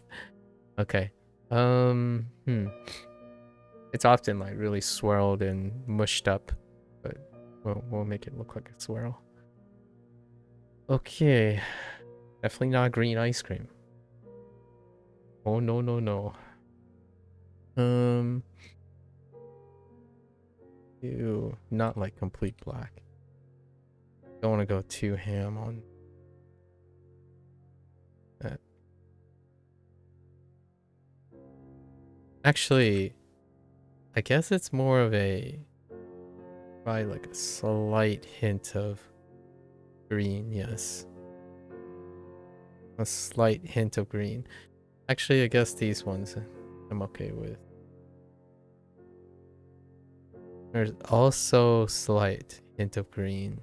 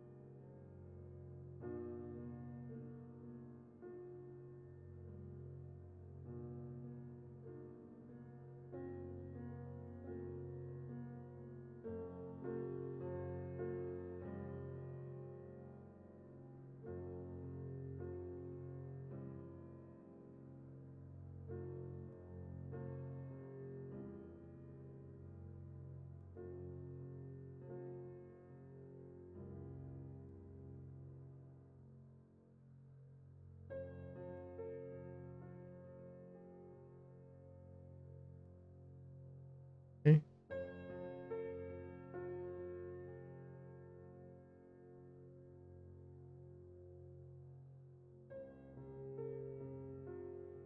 Okay. All right, now we got to get into like okay.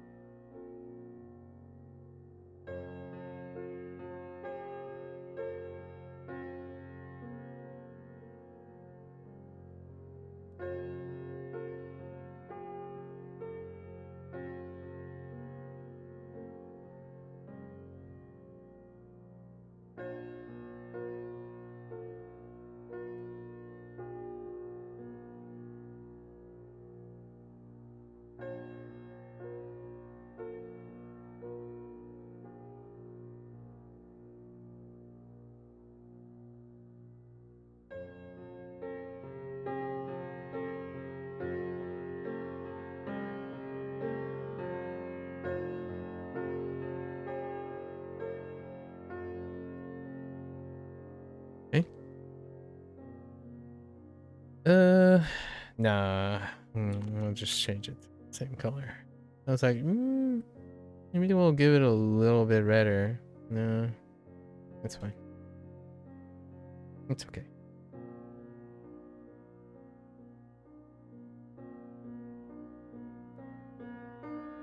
Okay.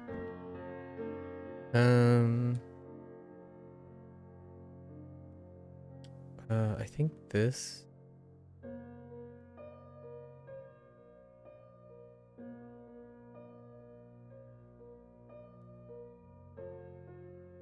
Uh.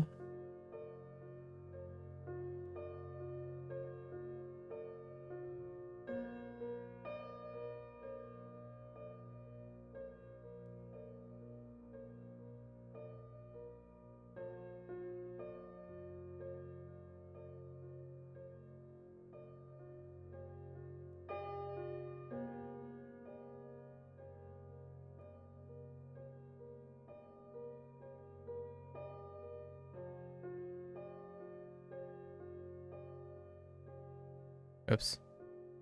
Wrong button.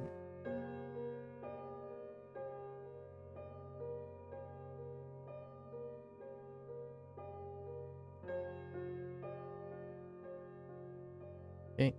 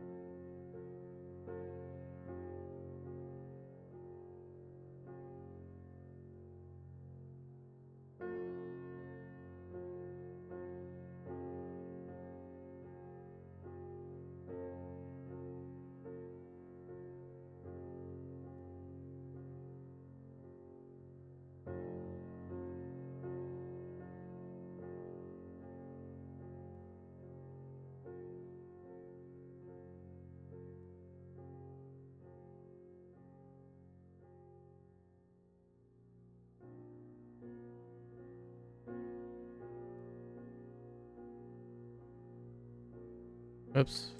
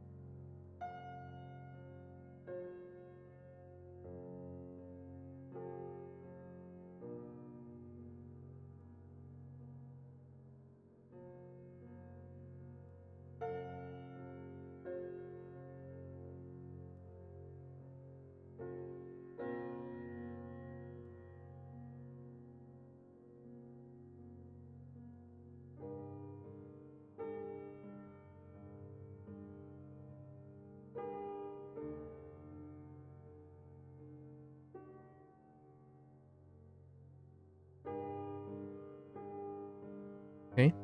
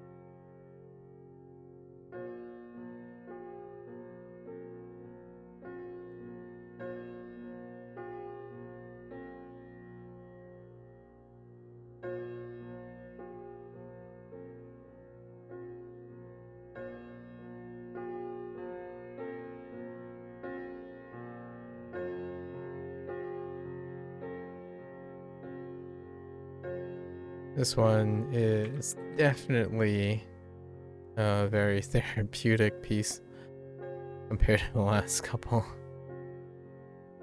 Okay. Moseying on around. What's that short dopamine with each completed one? Okay. I think I made these little things too big. That's probably my only like, these hagao are like gigantic. Like if you try to eat this at a one, you know, if you try to stick this in your mouth, it's gigantic. I think all the other ones are like fine, but this one is these are huge. They're more like bao, like pork buns than anything.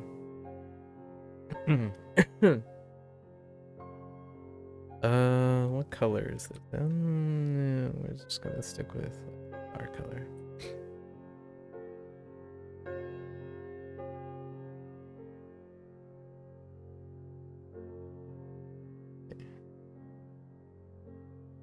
My first, of course, the first one was the one that had the biggest proportions until I got into the groove of things for the day.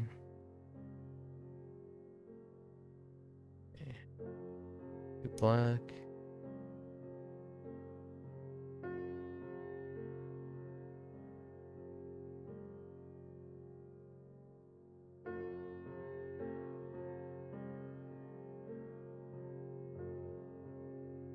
Over handles. Or gray.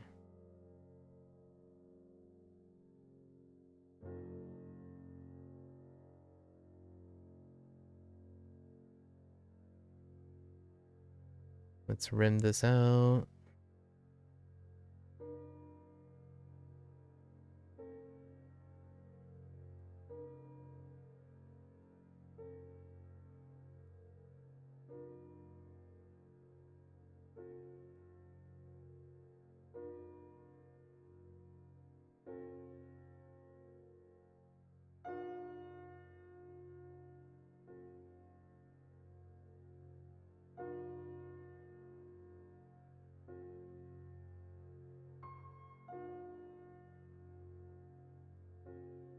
Okay.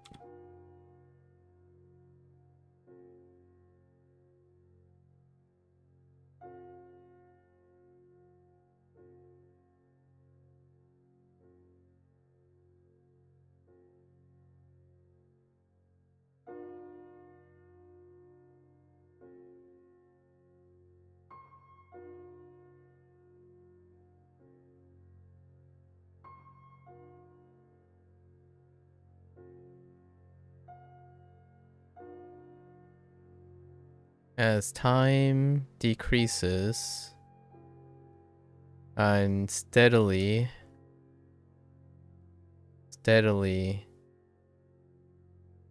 thinking about how I'm gonna go do my next couple of steps.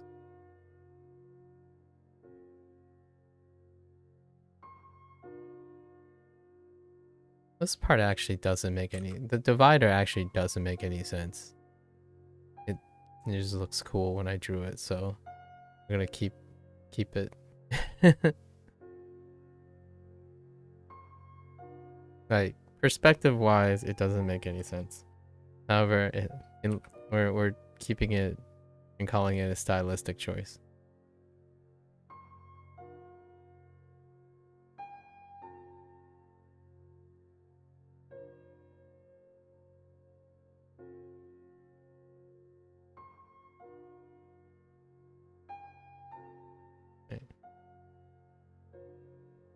Okay, now this part gets a little tough.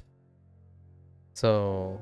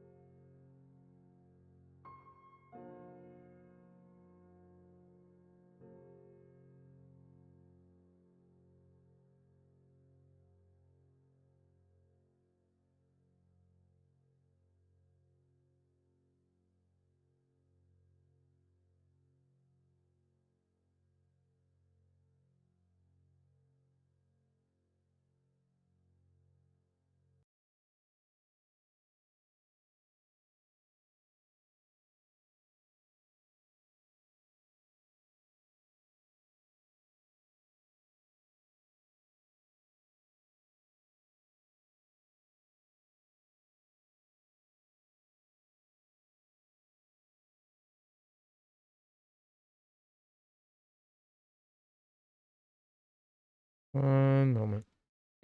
Ooh, I really like that last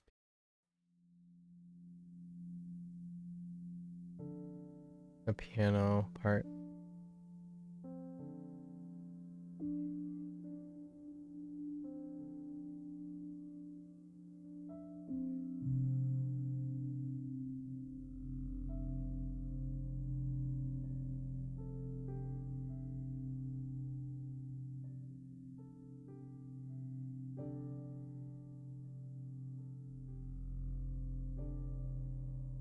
Nah, I don't think I'm gonna mess with that. It's fine.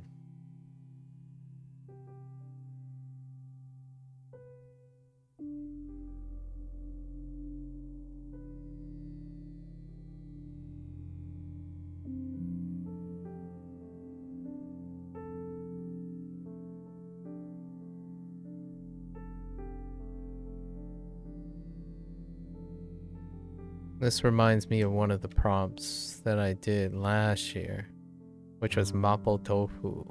And mapo tofu, the sauce or the sauce is very like puddly, oily, like spiced oil, like hot oil stuff. And it was a tough thing to capture. So we're not going to we're not going to do that here.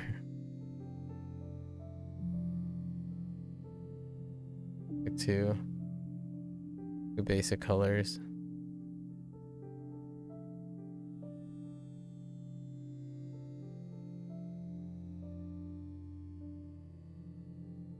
Something like this. Yeah.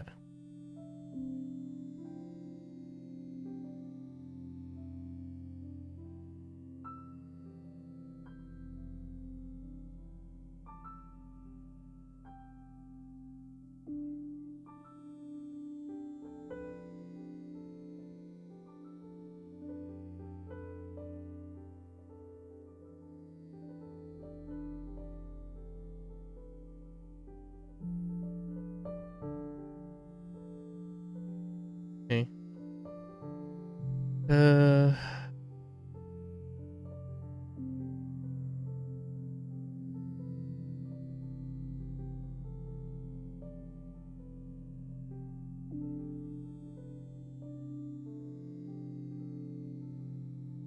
My stomach is grumbly.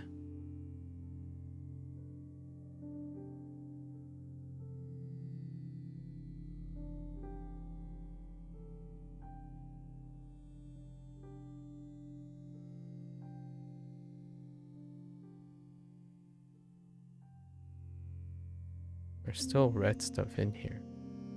Not that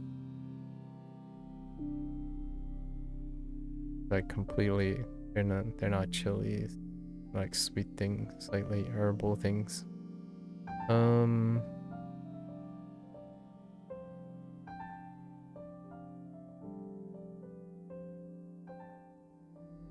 Occasional tomato. Close enough.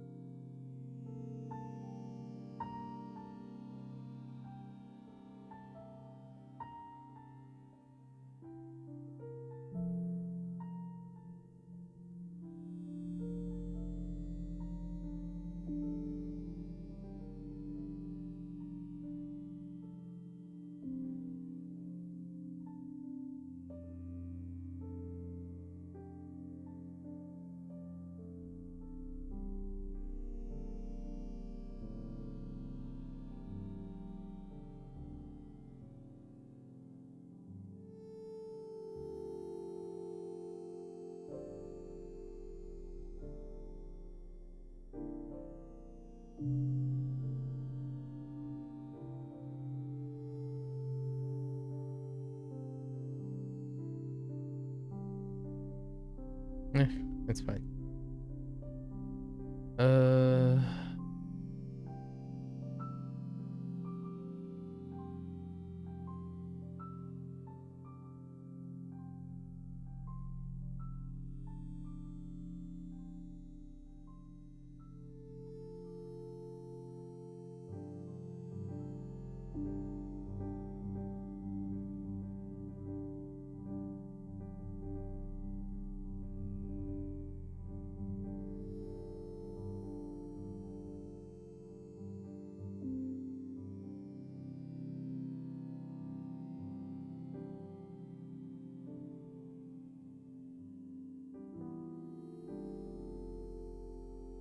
All right. Okay. Ah, that's good enough. All right. We're getting there. Getting there. 3 hours. All right.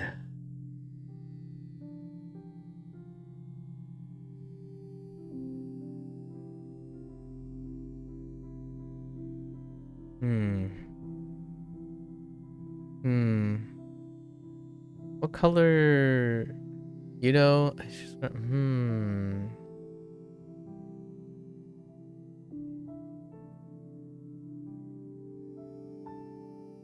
Maybe we do like a blue? Or do we keep it towards the red?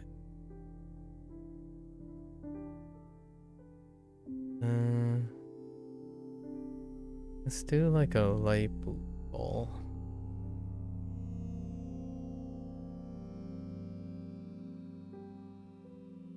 Nah, that's a little too. No, we'll keep it muted.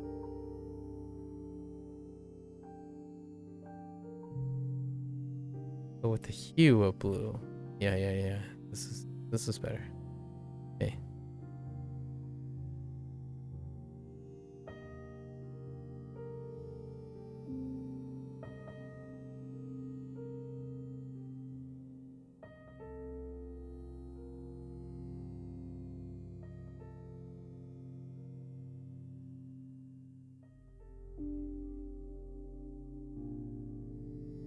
Oh no, wait. No, we shouldn't use blue. Blue is terrible eating color.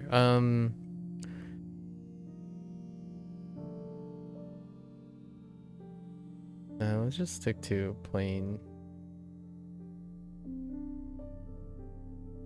Let's not go crazy here.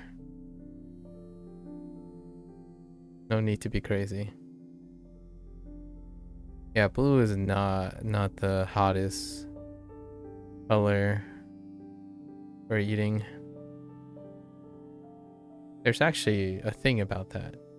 Behavioral science about that. So let's not do blue.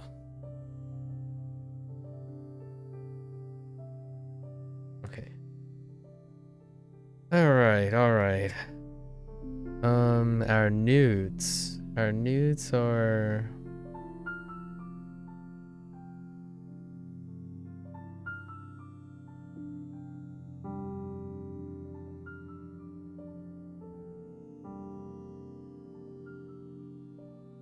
Don't need too much. It's gotta get the bottom here.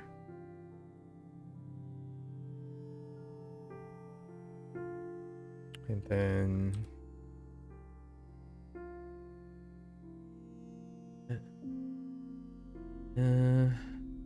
it's fine. I do want to make that a pink swirl, huh? Otherwise, it's gonna lose its impact. We're gonna do that.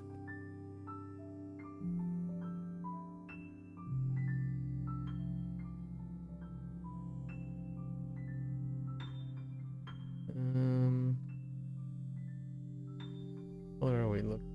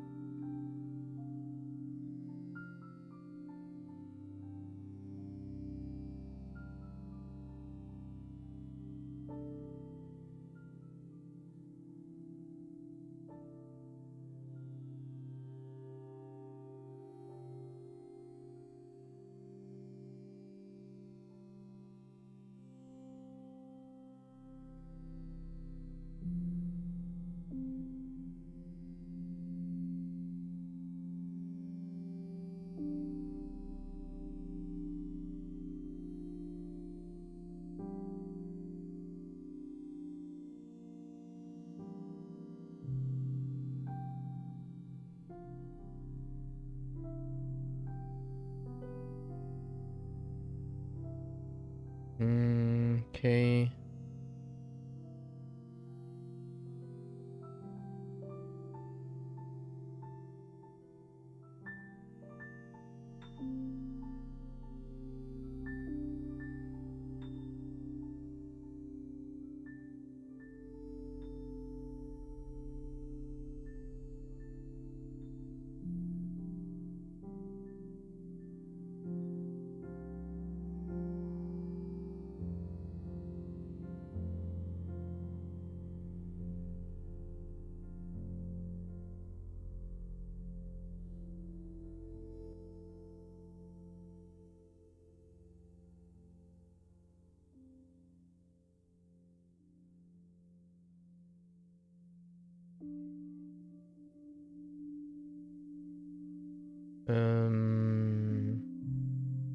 Dang.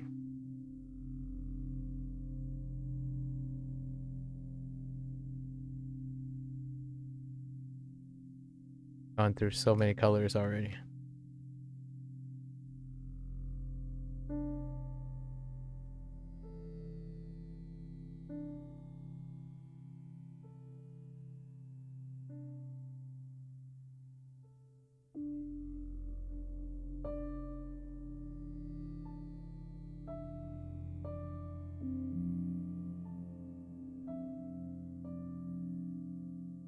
Okay. Okay. So, yeah, probably this.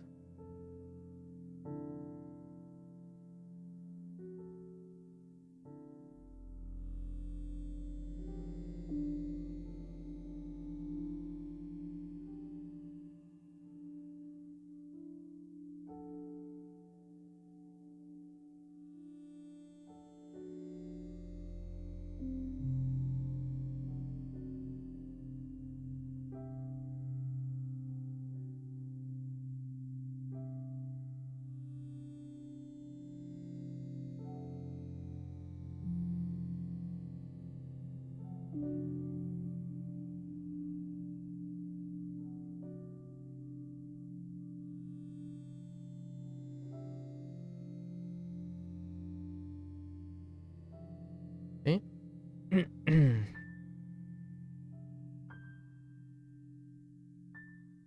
All right.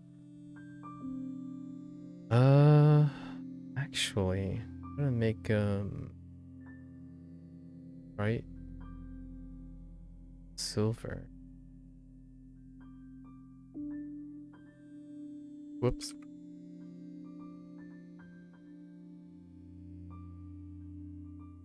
Nah, all right, we'll stick to the traditional. Be like,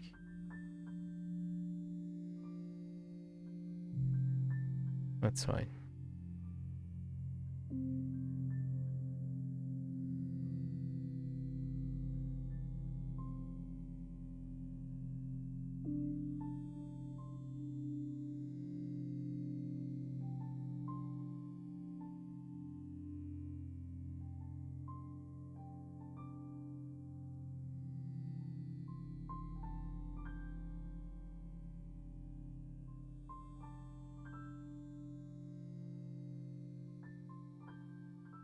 Okay. All right.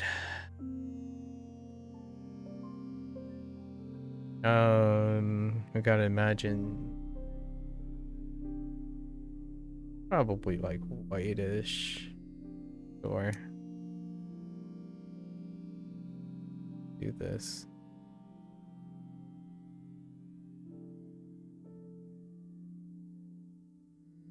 Okay.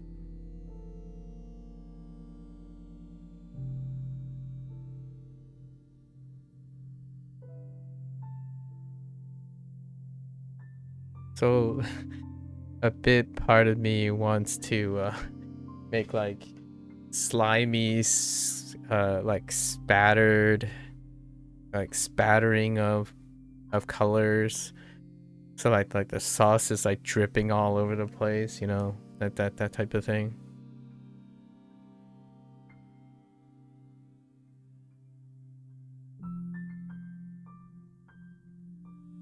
I get maybe pick something that had cheese on it and do like an incredibly outrageous, outlandish anime style cheese pole or something, you know? Something like that. Get the salivation going. There's actually a very real thing behind the cheese pole.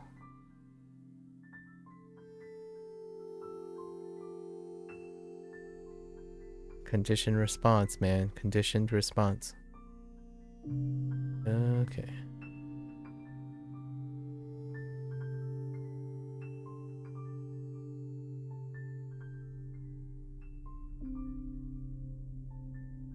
Okay.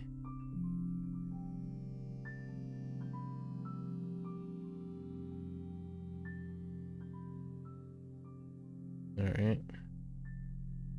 Honestly, this dish is very brown. Very brown.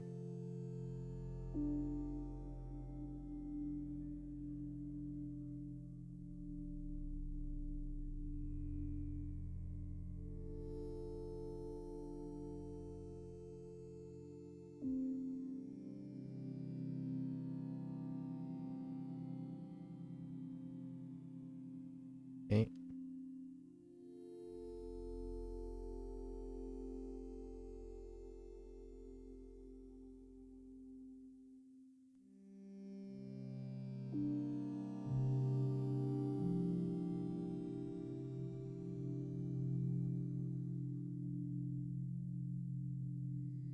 Alright.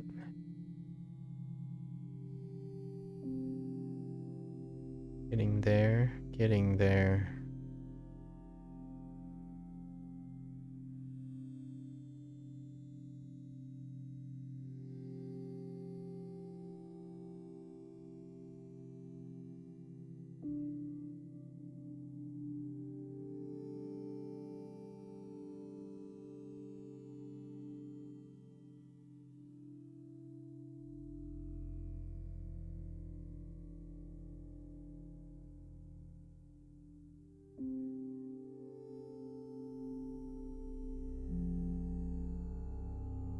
Yeah, we're totally not going back to do lighting, like shadowing and lighting on these things. They're gonna be taken out. Probably do very, very quick spray paint, directional lighting, kind of like a caricature cutout kind of thing. A pop-out book or something. Way too many lines, way too many grooves and stuff. Don't have time for that.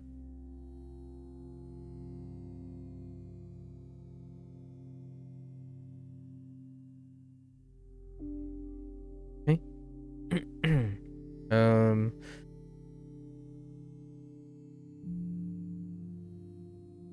Little hue.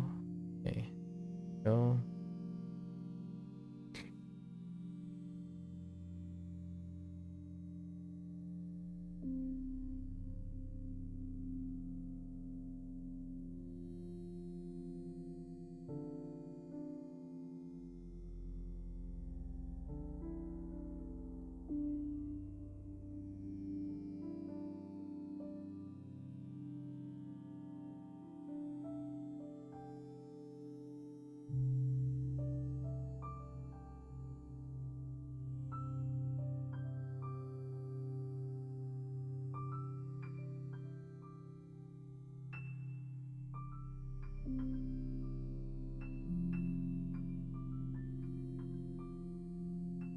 Okay. All right. Okay. What color is our journal going to be? Well, I'll just do kind of like grayish pages. All right.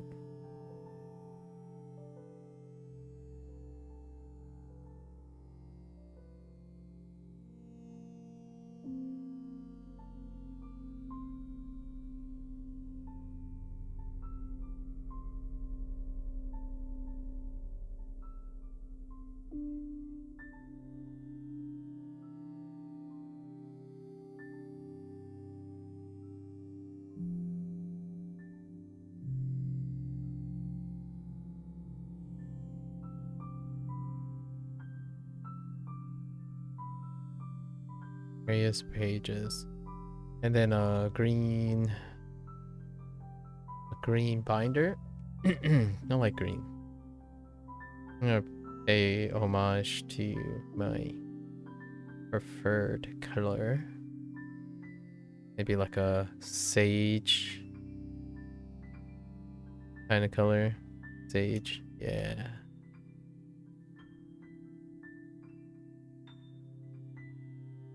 Okay.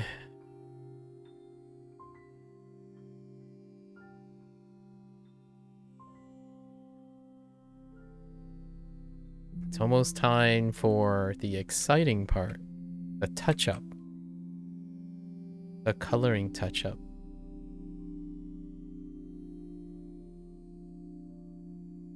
I still haven't decided what I'm gonna do though.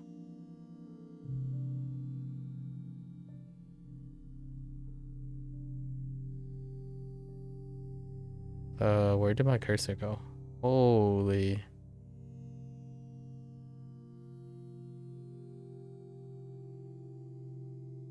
Note to self.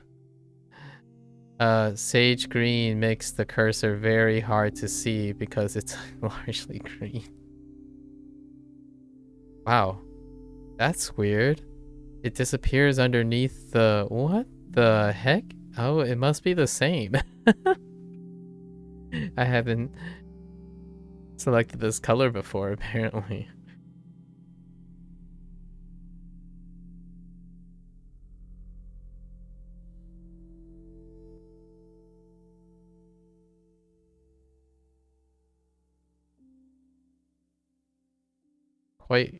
Quite literally... No, quite figuratively disappear on screen. It's still there. Only parts of it, though. Okay.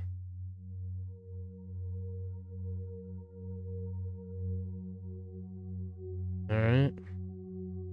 So close. So close.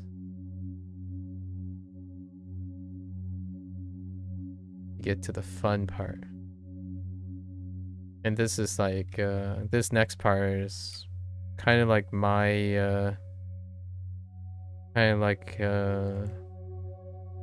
if touching up and using line art, you know, to create texture, right? That's a lot of fun. When you get to improvise a lot when you're doing like line art for texturing. Making your own textures kind of a really free-flowing thing.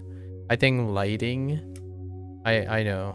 Some people say, but you have to have realistic lighting. It's like, nah. Stylistic lighting is kind of like my reward for getting the colors correct. So, okay, so we have this, right? Ooh, I think that bowl needs to light up. It's okay though.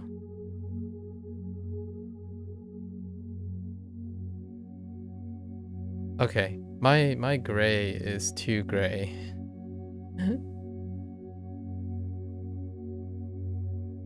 Yeah, my gray is too gray.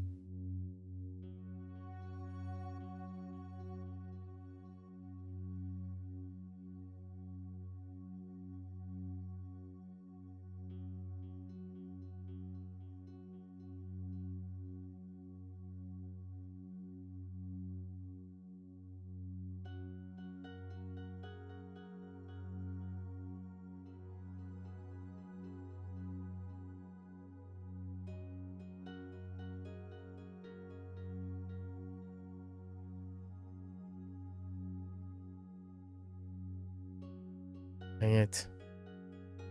Trying to be quick with this.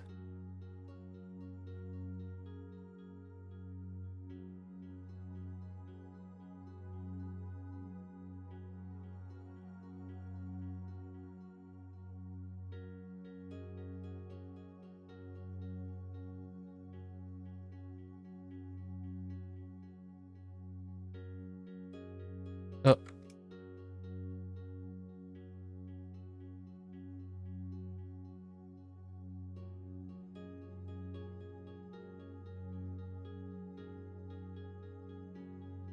Yeah, let's do.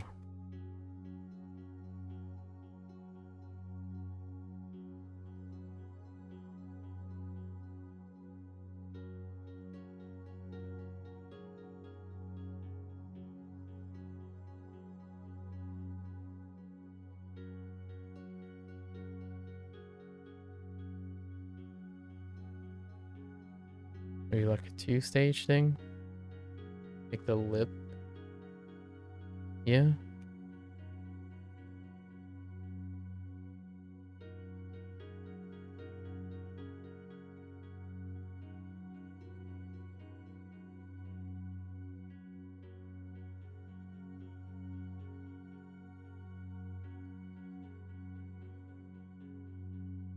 Okay.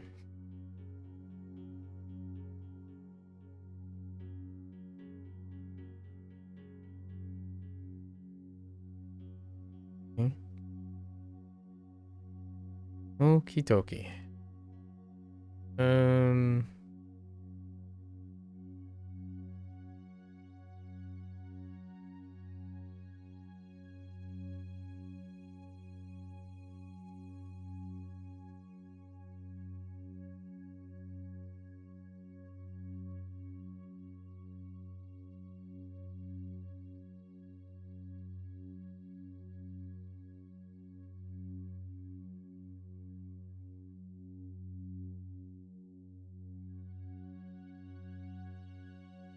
Should really look at plates more often.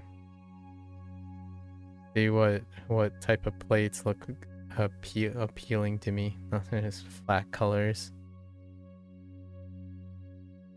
Okay. Alright. Okay. That's a little bit of a brighter. Oh, there's Sub-Zero. Alright. So.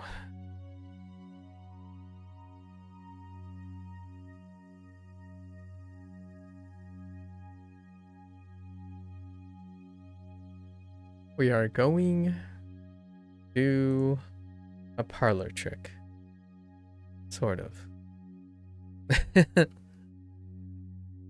I guess the same trick.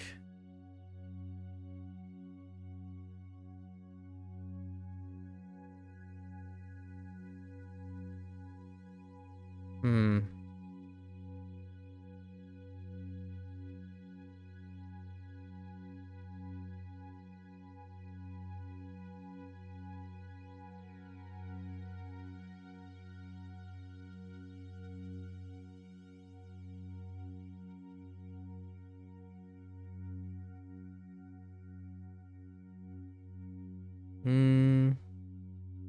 Yeah.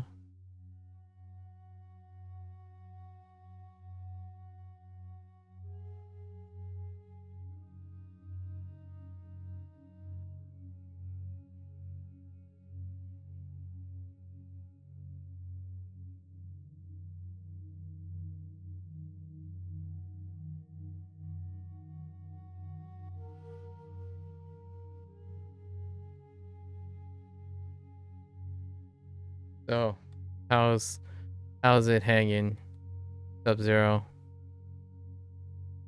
Your life being a little bit more manageable still?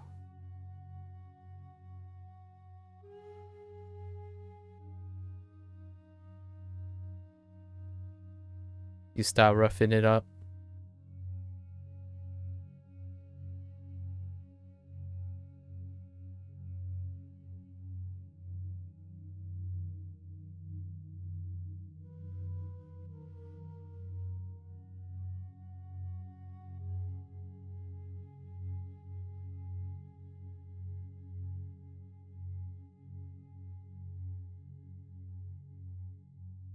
And cramming this one project got about 10 days? Okay, as in like you worked on it for 10 days?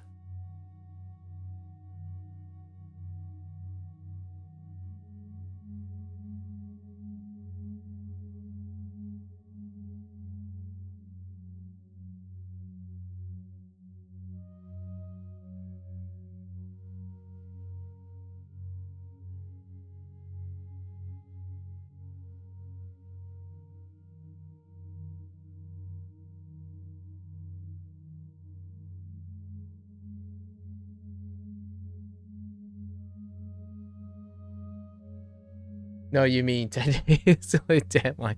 Oh. And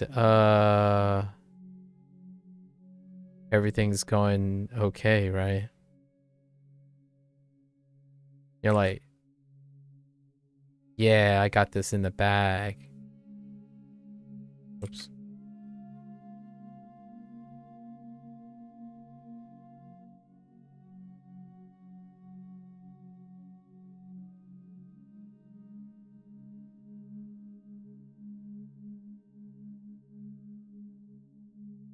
I have a distinct feeling you're gonna say exactly the opposite of that.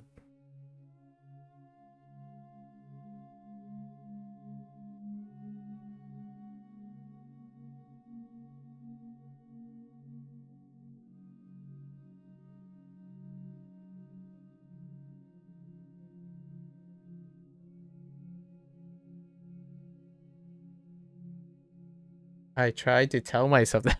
Oh, no. Oh no.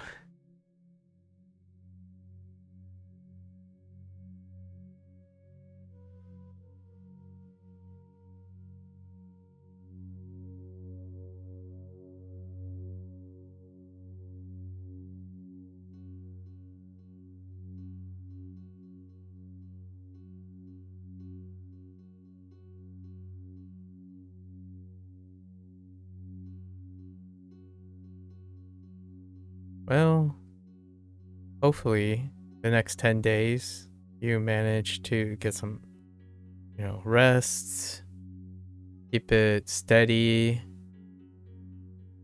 and all will be well in 10 days, right?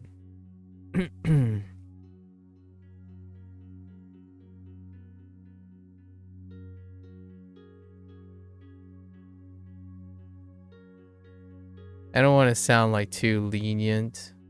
However, the project, whether it's finished or, whether it's completed to your satisfaction, it's always possible to submit the best product you can given the time you have, right, available.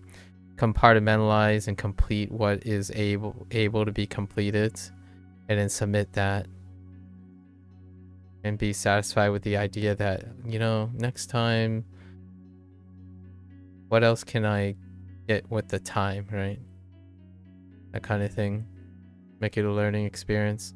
I remember there was a time when that stuff can eat people up pretty like, oh, why didn't I? If only I did, that kind of thing. So oftentimes doing something is still far more than saying, well, I'm gonna get a bad grade on this anyways, I'm not gonna finish, so why even bother trying your best? I've heard that before, actually. Like, well, this doesn't count, it's okay. It works the other way too. I typically do. I'm the guy who, like, well, I could do better, but the idea is, you have like those exams when someone says like, oh yeah, the worst grade is the one that's being dropped. I'm like, well, I could do better.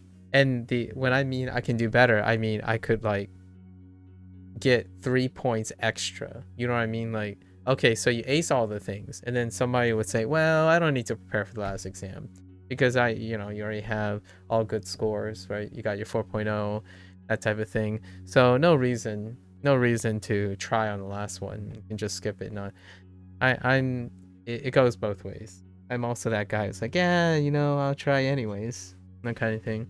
And then the reverse direction is also true, where if you're running out of time, things are getting strapped. In the biggest scheme of things, you do your best to try to get as much as you can. However, definitely not at the incredible sacrifice of one's health, and mental state kind of thing. Gotta be a point where you're like, yeah, I'll do your best. Got it. Okay, see, I need to put in some shadows. There's got to be at least some shadows. So let's take a brush. Let's take an airbrush. We gotta throw in some shadows. These things are looking far too flat for my taste.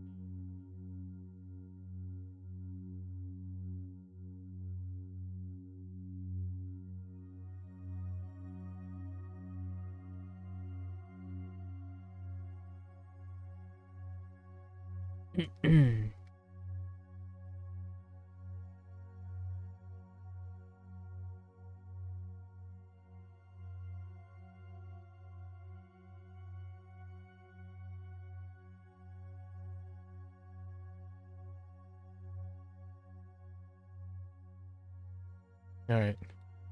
We embolden some of the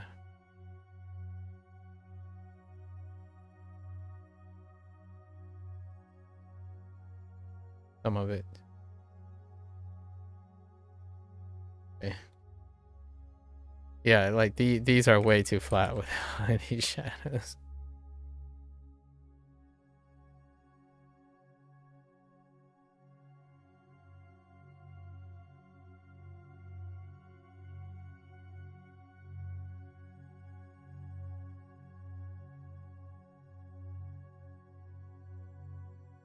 Hmm.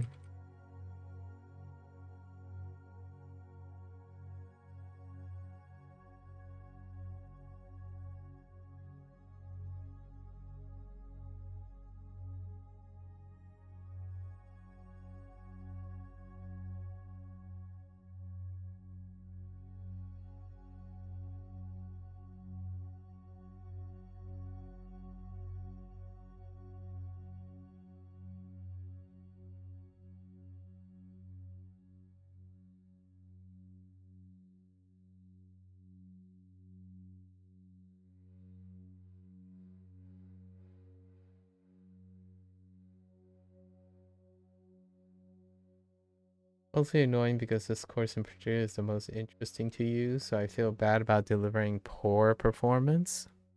That's understandable. I can see that.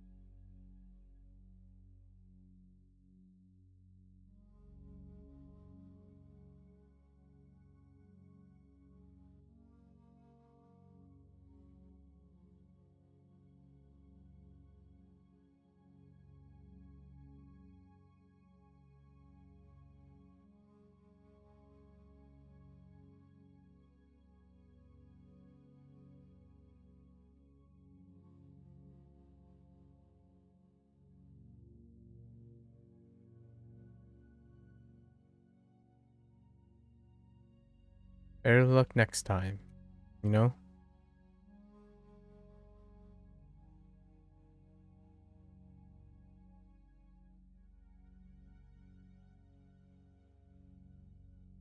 Which one is this, by the way? Which class are you talking about? Hmm.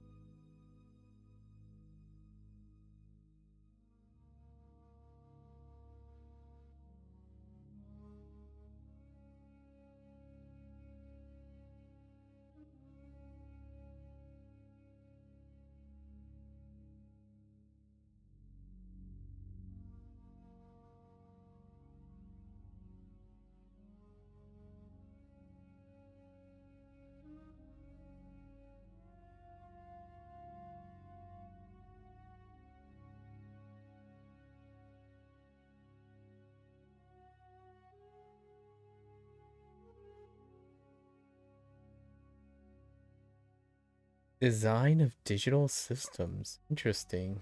Yeah, I don't think you know, you haven't mentioned it. Interesting.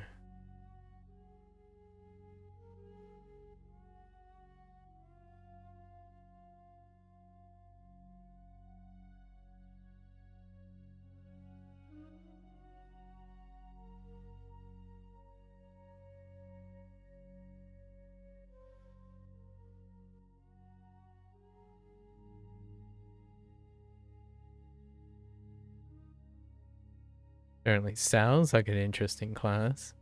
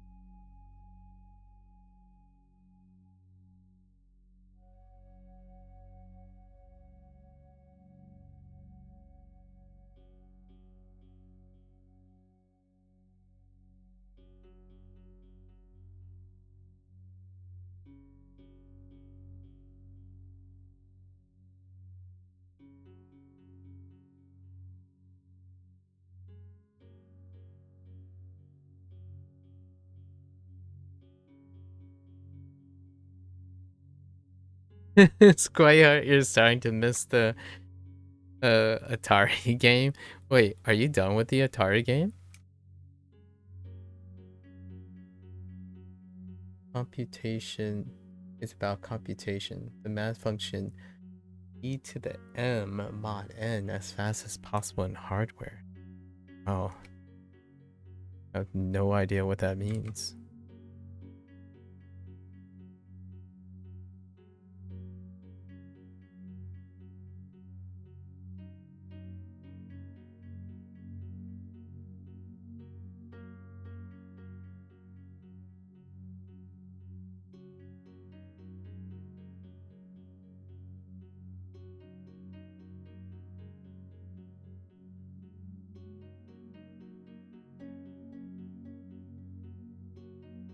Kind of sounds like an exponential function. I mean, it is an exponential function based on how you're showing it there. I don't know how that fits into the whole hardware thing.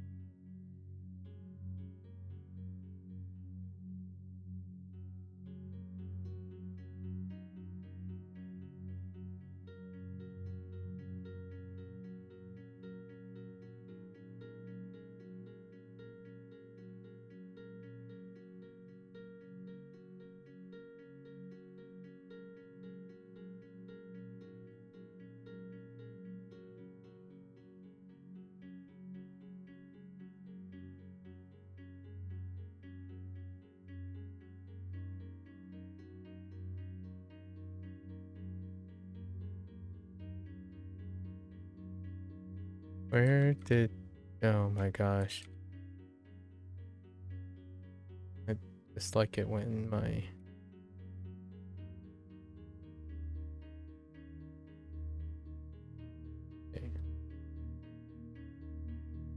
Yeah, you can technically just use the game alone. Tetris is almost done. I see. Yeah, you can technically use the built-in math function to synthesize a circuit that solves it, but it's not optimal and super slow, so we gotta break it down into different algorithms.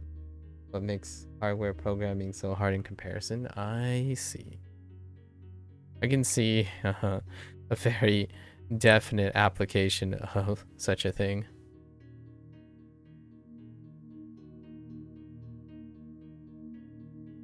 Hello? Oh. Sorry. I was wondering why,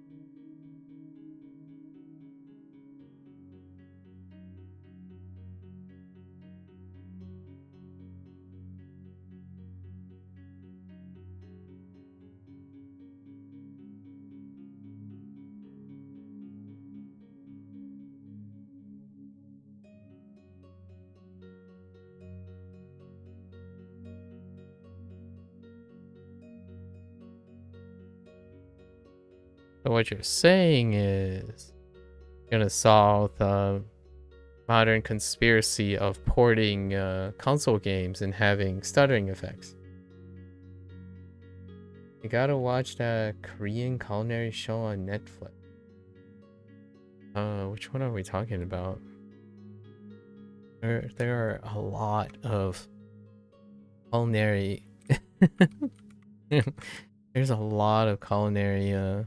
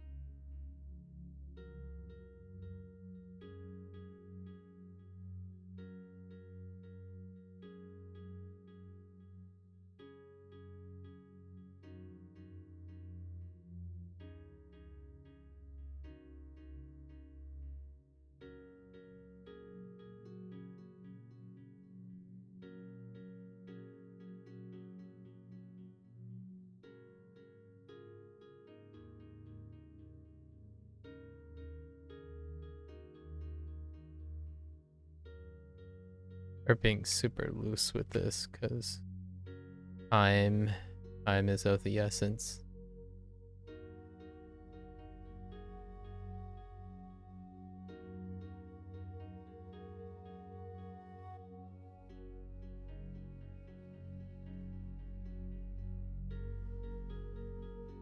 Culinary class wars.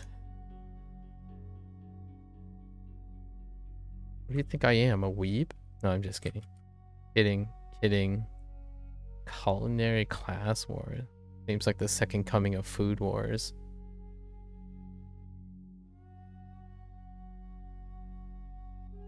And that food wars did not end so hot. To say the least. I'll give it a look.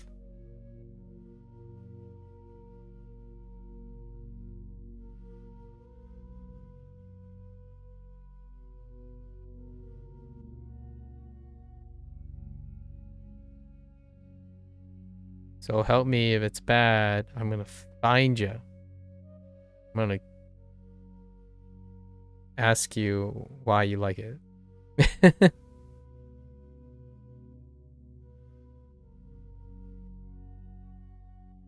and then we'll have like a 3-hour discussion about it. I'm gonna find you, and we're gonna have a long discussion about your taste in programming.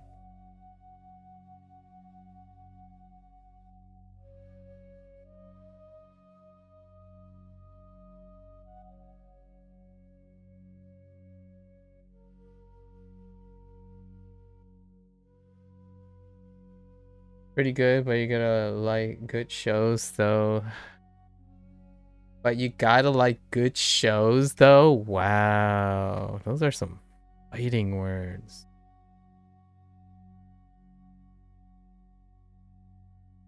Wow, those are some serious fighting words. The heck? When did you become so sassy?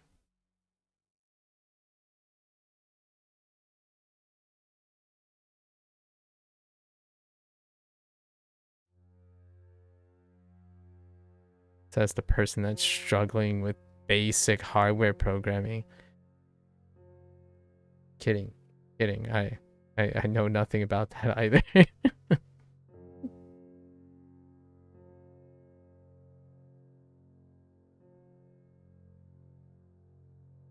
Did I trigger something? Too far. Sorry. I take it back. I take it back. I'm sorry. Yeah, that was a bit of a low blow. All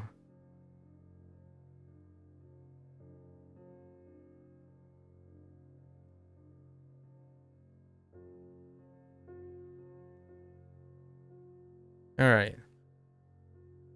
All right, so we gave all our pieces a dimension, right? We gave all our pieces a dimension, except for this. We cast some shadows. They're really rough shadows. Like I definitely can do a much more much more like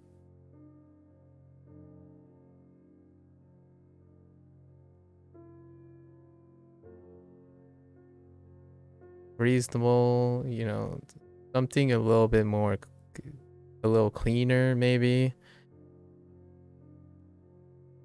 But my time, like I'm pressed for time now. I don't want to make myself too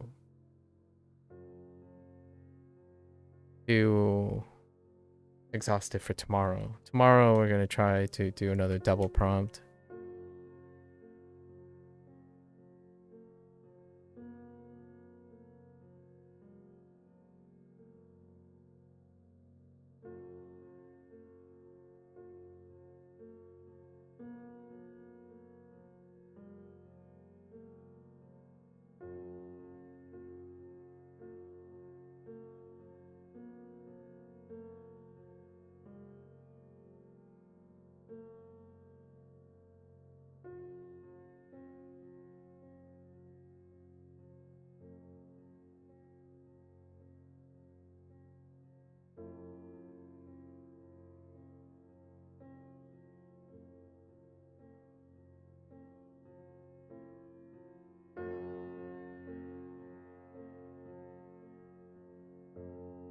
All right.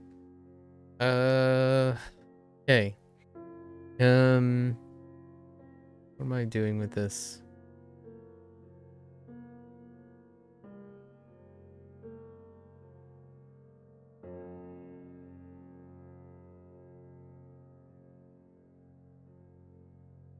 Okay.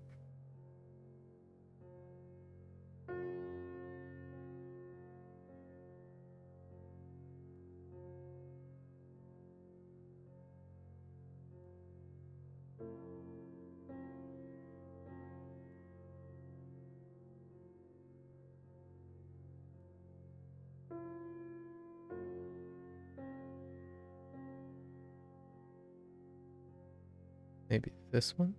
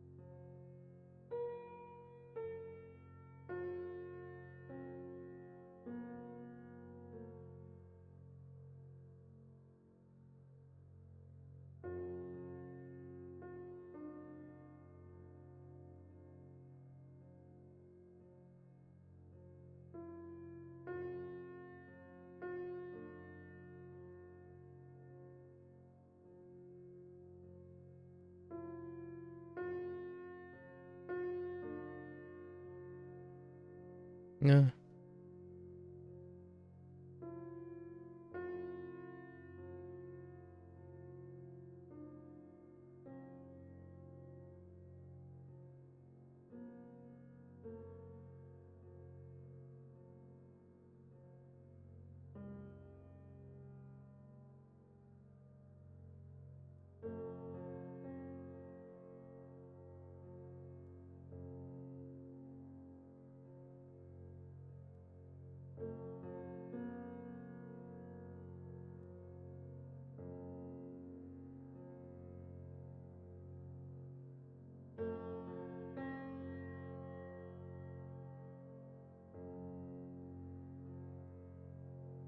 Dang it.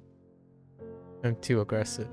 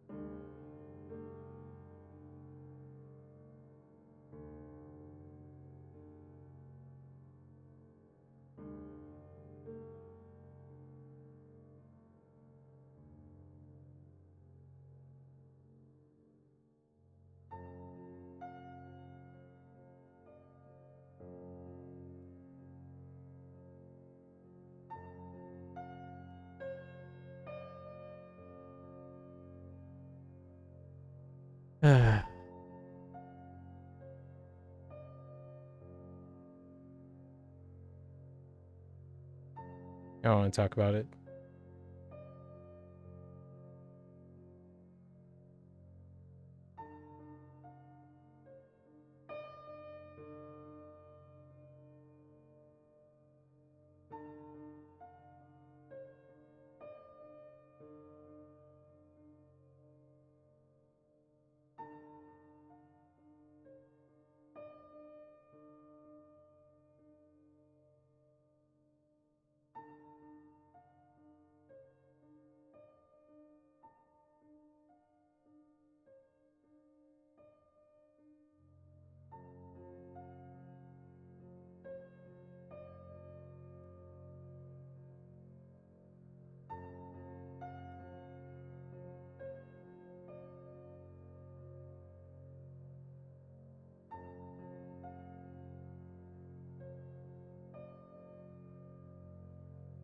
Okay. What was I gonna do? Oh, right. Hmm.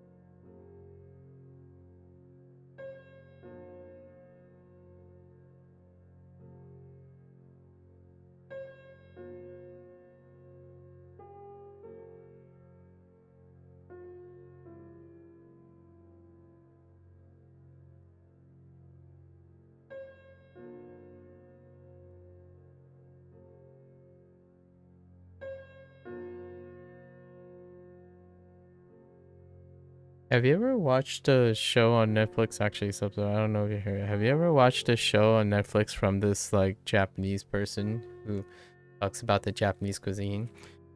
I think it started with sushi, but it's like it's kind of like an intimate, very intimate evaluation of culinary. I only watched like an episode, but I did never get back to it. I don't know what it's called anymore. Hmm.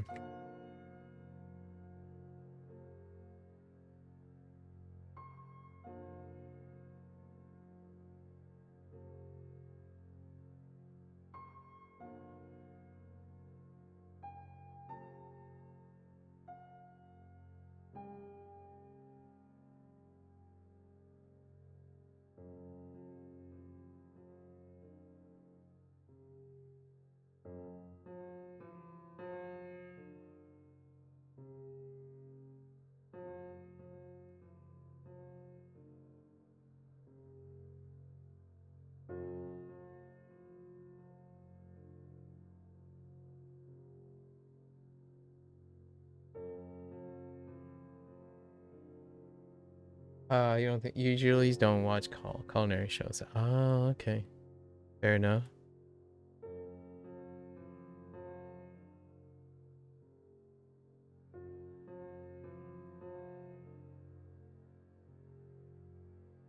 And here I thought we were gonna connect like bros.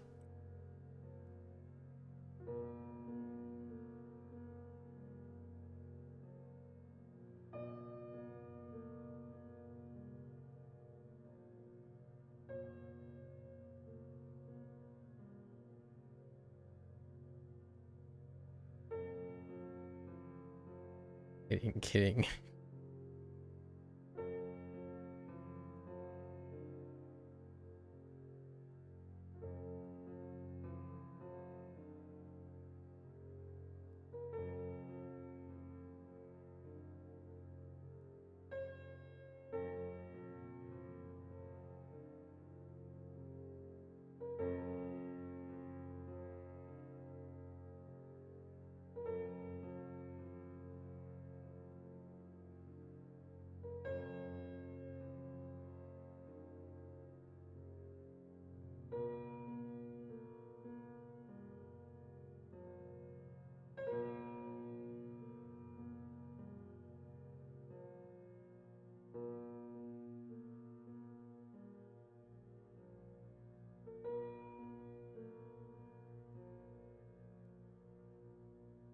Okay. Let's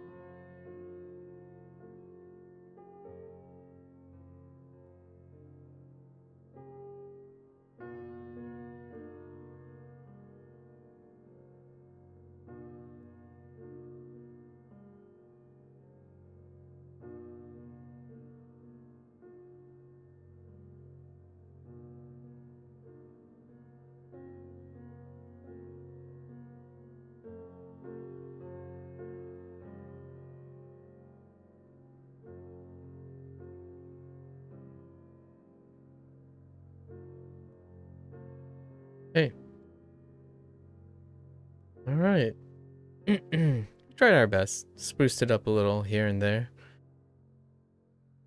Okay. 4 hours? Yeah, that sounds about right. For whatever reason, I keep on settling on 4 hours.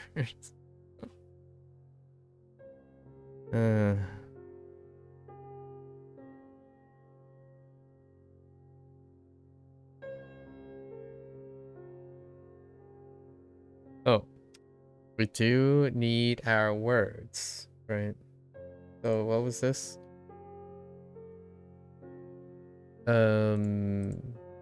What was the prompt?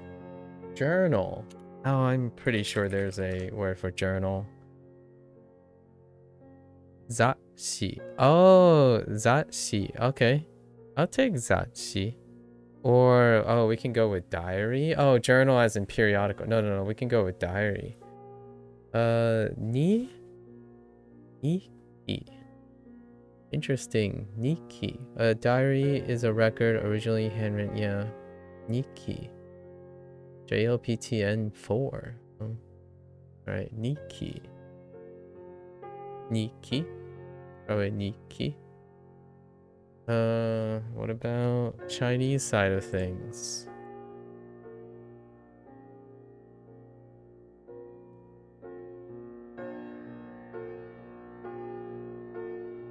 Hongbao.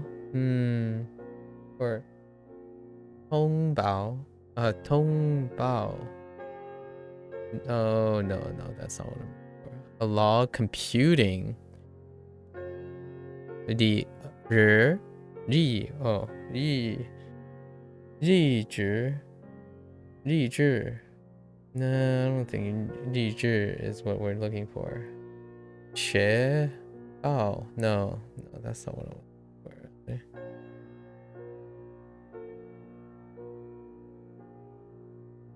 We're looking for a personal journal. What the heck?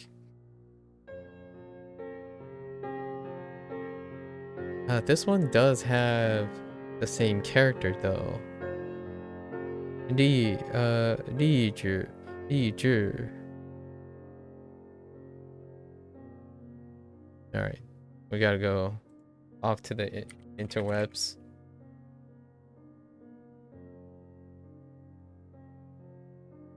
Zazhi. Zazhi? I don't think that's right. What about this one? Journal daily record. Oh, this is what we're looking for. Oh, it's very similar actually.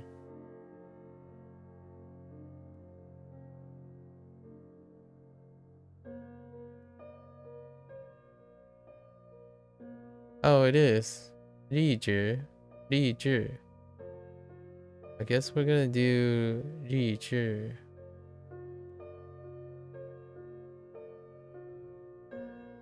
Ri Zhi. Oh, I hate the. No, sorry. It's fine. 日志. 日. Heckin.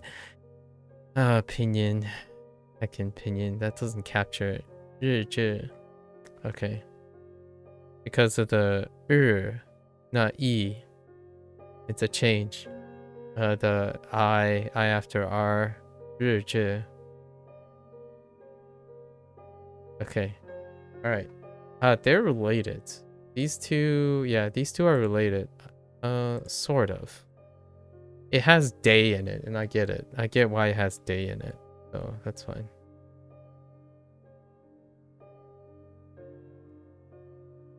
Yeah. Alright. Okie dokie. We did it. It's another prompt down. We're over halfway, actually. Over halfway. Imagine. Okay.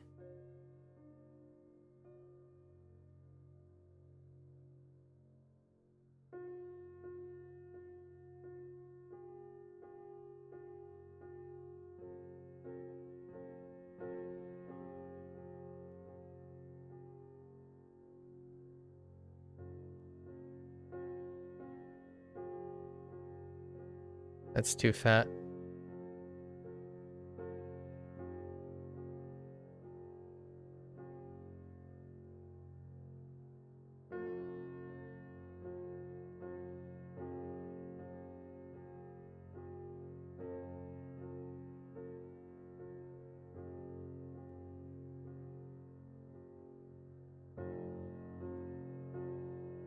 Wait, actually, no. Yeah, that's... Why do you look so naked over there? I'm gonna place both of these.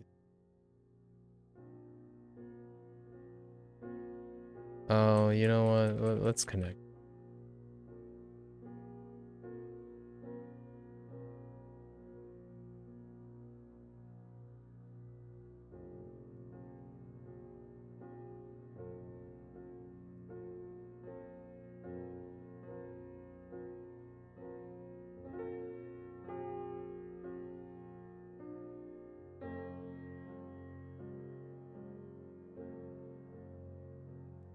Let's not connect this one.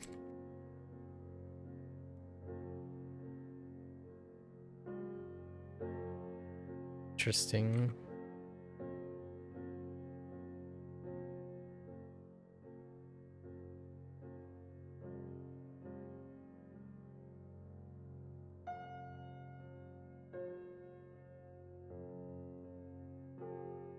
Yeah, it looks like a face. Yay.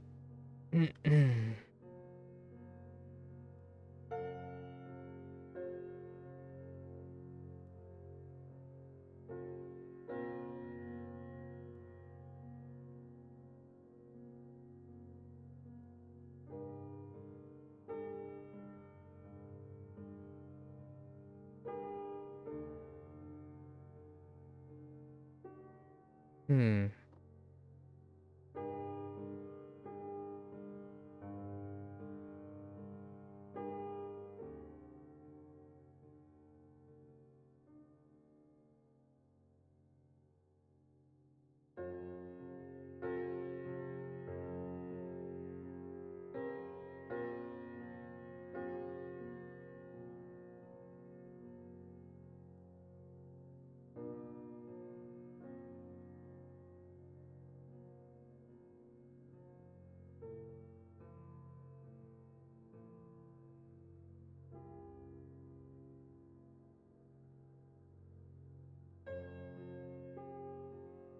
So today's date is the 19th.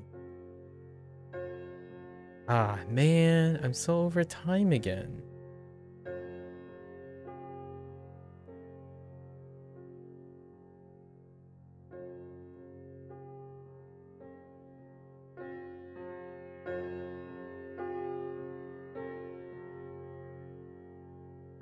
Alright. Good enough. What the heckers?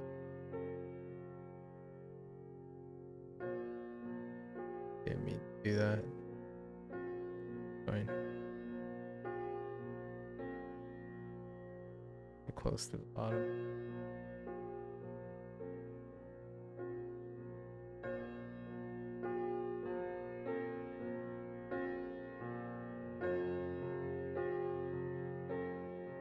Okay.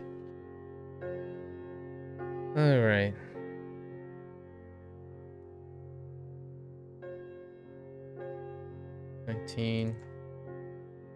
Journal.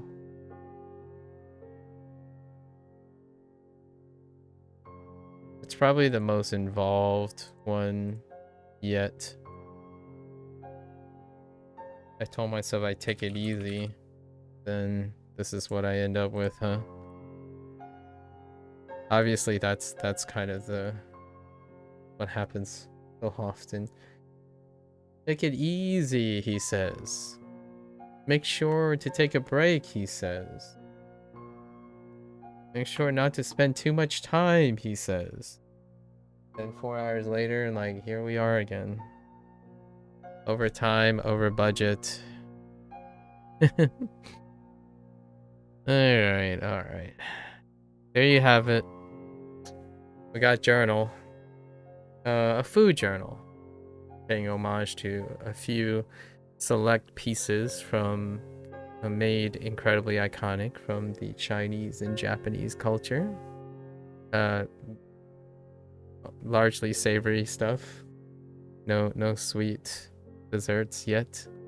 I feel like a little down the road we're going to do something similar but with desserts. Desserts are a little bit more wild because you can make them cute looking because the shapes and stuff happens to be very iconic too. All right. We're gonna switch gears now. Thanks for hanging out, chilling, watching the process happen. If you're here, if you're gonna watch this later, thank you. 谢谢。ありがとうございます。Right. Otherwise, we're gonna change gears. Keep on creating, folks. Pull up a digital canvas every once in a while. You know, enjoy some painting, if you will. I'm gonna, yeah. Okay, so let's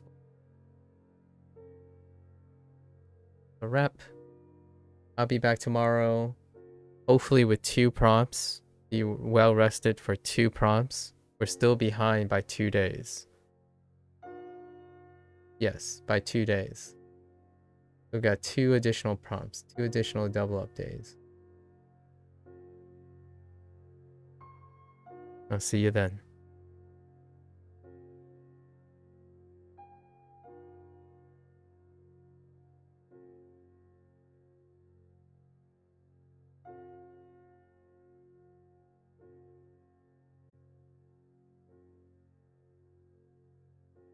No, we're having Duolingo.